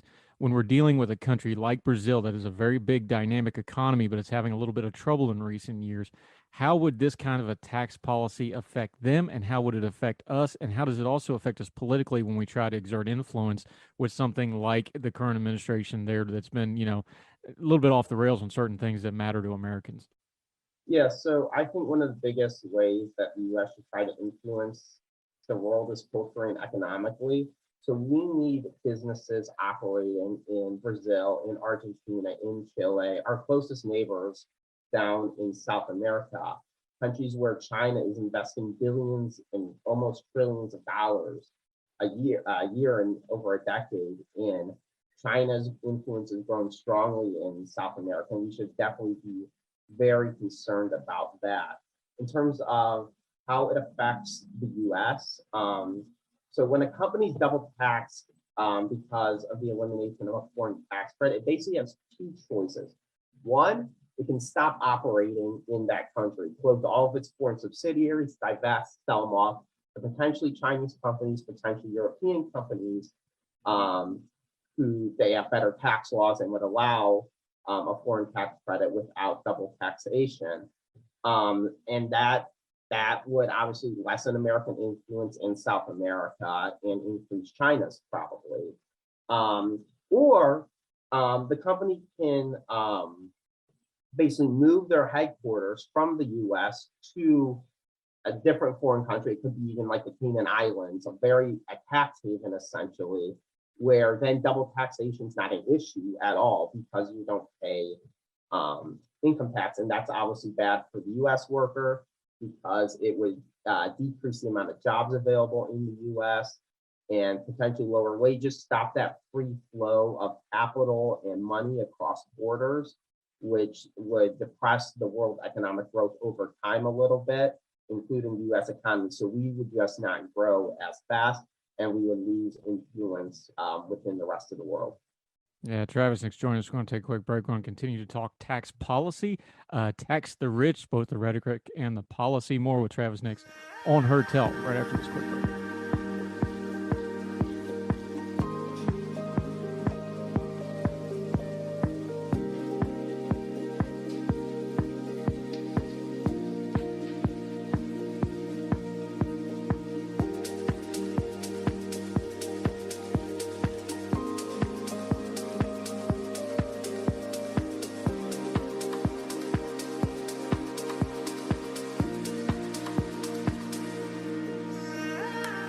Welcome back to Her Tell. All right, we're with Travis next. We're talking a little tax policy. He's got a great piece out in Wall Street Journal. It is linked in the show notes. Make sure you read it in its entirety. I like to take something complicated and try to break it down to something simple. So tax the rich sounds good. Evil corporations, that sounds good. Bezos has enough money to give X amount of money to everybody in the world, and he can still be the richest man in the world. I heard that about Bill Gates. I heard about Carlos Slim. That's not a new joke. It's just he's the new guy. Here's my thing. When you start explaining this as double taxing, even the average person can understand, well, wait a minute, if you're getting double taxed, that doesn't sound fair. Is some of this just a rhetoric and nomenclature problem where we house it one way of, rich corporations, millions and millions of dollars, instead of saying, well, wait, double taxing something is pretty much always wrong. Like that just doesn't sound right no matter who you are, and you don't have to know economic policy. Should we be changing our nomenclature and our rhetoric a little bit on some of these things? Because that makes more sense to me than, all the policy stuff in the world. Maybe it would other people as well. Yeah, definitely. I think rhetoric has a huge place in tax policy in defeating bad ideas. Frank once famously coined the term death tax for the estate tax, and the number of states with a death or estate tax has decreased significantly over the past decade because when people hear the word death tax, they think tax when you die. That's unfair. And the estate tax is very economically harmful for family farms and familial wealth. And so that's why where rhetoric has a very important role in tax. Republicans should get better at using very good rhetorical tools like double tax, like I'm saying, to defeat bad tax policy ideas. But unfortunately, a lot of the smart tax people that are in this world, and there's a lot of them, they get very technical when they talk about taxes, and they just kind of forget how to describe it to the average person and do it in a way that understands how harmful some of these ideas are. Well, let's flesh that out for a second, because we talk about things like deficits. We talk about wasteful government spending. We talk about, unaccountability in government spending and in government in general. And we can, pound that pulpit all day. Talk just big picture for a second, though, because if you're going to do proper budgeting, if you're going to have a fiscally responsible government, all of that is foundationally relying on the tax code, because that's the government's primary income. Just kind of walk folks through, because I think sometimes we forget the basics of economics and the basics of government. Just walk people through, the tax code is not just foundational for income, it's foundational for how the entire government works. And if you care about functional, efficient government, you've got to have a tax code that works, and you've got to have it enforceable, and you got to have everybody on the same page as to what it is, right? Yeah, so foundational principle, taxes and spending should be related. Unfortunately, the federal government every year moves farther and farther away from that. But the idea is when you budget at the beginning of the year, you need to be able to predict accurately and forecast how much revenue you are going to take in. And that requires a stable tax code that doesn't change that often, that you're able to predict. In the Biden, this double tax, foreign tax credit proposal, it moves us completely away from that, because now corporations, they're talking about, moving overseas, divesting of foreign investments. They're meeting with the Treasury, and they are very worried about how these regulations are going to affect them. And depending on what they ultimately decide, that lowers the tax revenue that's coming in from their shareholders, from their corporation. And that makes it harder to forecast for budgeting, and then makes it just completely disassociates spending and tax revenue completely, and we get farther and farther from the ideal system. Talk about the sponge principle for a minute, and there's different words for this in tax policy, but the way it was explained to me when I was a kid was it's the sponge principle. Is like, look, when you go to crack down on companies when it comes to taxes, you're only going to squeeze it so much, and eventually that's just going to run out everywhere, and you're not actually collecting it and cleaning it anymore. It's just going everywhere. These companies have fleets of lawyers. They know this stuff. They can go overseas. They can move. They can do tax havens. They can change countries. We see that going on with the EU Brexit thing right now. Talk about that. Is like, there is a limit to this stuff. So people can say tax the rich, but that's a two-way street, because the rich have to, especially the rich that have means, they have to consent to the taxes, or they'll just move somewhere else. There is a fairness two-way street policy here that doesn't get talked about a lot, isn't there? Yeah, I mean, these companies, their executives are highly mobile. they can, if they believe that they're being unfairly targeted by an administration, and I think this is a clear example of corporations or foreign subsidiaries operating in Latin America. They're being put at a huge disadvantage here because they're being double taxed. But if you just operate in Europe, you're not double taxed because they have a tax treaty. And so they feel like they're being very treated unfairly, and they might just move and go to a tax haven or something like that. They have the means to be able to do that. And that's something that the administration has to remember, and basically not unfairly target certain companies for operating in certain countries that just don't do their tax system the way we want them to do.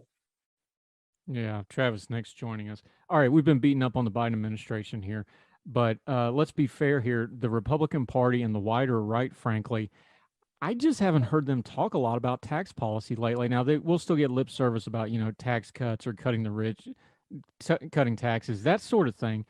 I just don't hear a lot about it. I know we have a lot of cultural issues going on. I know there's, political upheaval on other fronts right now. There used to be just bread and butter stuff for the right to talk about tax policy. I just don't hear it that much anymore. Do you hear the same thing? Do you find that frustrating? Yeah, I think it's very frustrating with the new populist right and the cultural war that they seem to be wanting to wage with the Democrats. They think that that's what will help them politically, and they just ignore these important tax issues. And then what do we see people voting on right now? They're worried about rising inflation and an economy that seems to be moving closer to a recession every single day. Tax policy is a tool that we can use to get us out of that, put more money in people's pockets, and boost the economy. And they just they're not willing to fight that fight right now. And that's a shame, especially that the Trump tax cuts that everyone talked about, they're going to expire at the end of 2025. So whoever wins the midterms this cycle and eventually the White House in 2024, they'll decide what our nation's tax code will look like. And they should be drumming that issue and beating that drum, and they just aren't. And that has wide consequences because the American people don't understand how much their taxes will be could be raised in 2025 if we don't have politicians who are willing to fight for lower taxes. More importantly, since we can't get them focused on that, is there the way to deal with the regulatory state is through legislation? I really don't see any appetite for that whatsoever. And like you said, there's some time bombs going off. The taxation time bomb is 2025. We know Social Security, it's 2026. We've got some really heavy legislative issues coming up. And the way our system's set up, we should go through the legislative process to deal with regulation. We're not. This program from Biden, and I'm not picking on him because Trump did it too, Bush did it too, Obama did it too. Presidents are going more and more to the regulatory agencies to push this stuff through, and it's just piling up. How would you throw the pitch of like, hey, the legislative process has to take back control of these policy issues, even though they're not real sexy, they're not getting, clicks, they're not getting hits, they're not getting fundraising. This is just how basic government has to function, and it's not. And there's people like you just mentioned 2025. There's a cliff coming, and nobody seems to really care right at the moment, and that's very frustrating and kind of alarming to me. Yeah, exactly. I mean, the legislators seems they like agencies to be able to legislate on these big issues that really only corporate executives care about. So that means they can just point fingers at the agency when these corporate executives and big companies get mad and say, "Oh, it's not my fault; it's their fault." So go yell at them. And that's just not how government's supposed to work.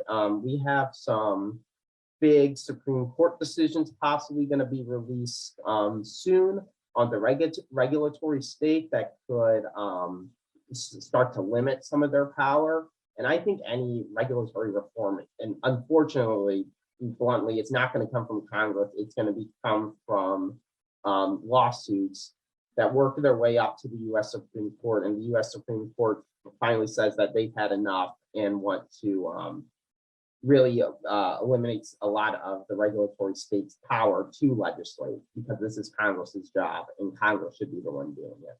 Yeah, that's all we need to help out the IRS. More lawyers involved, right?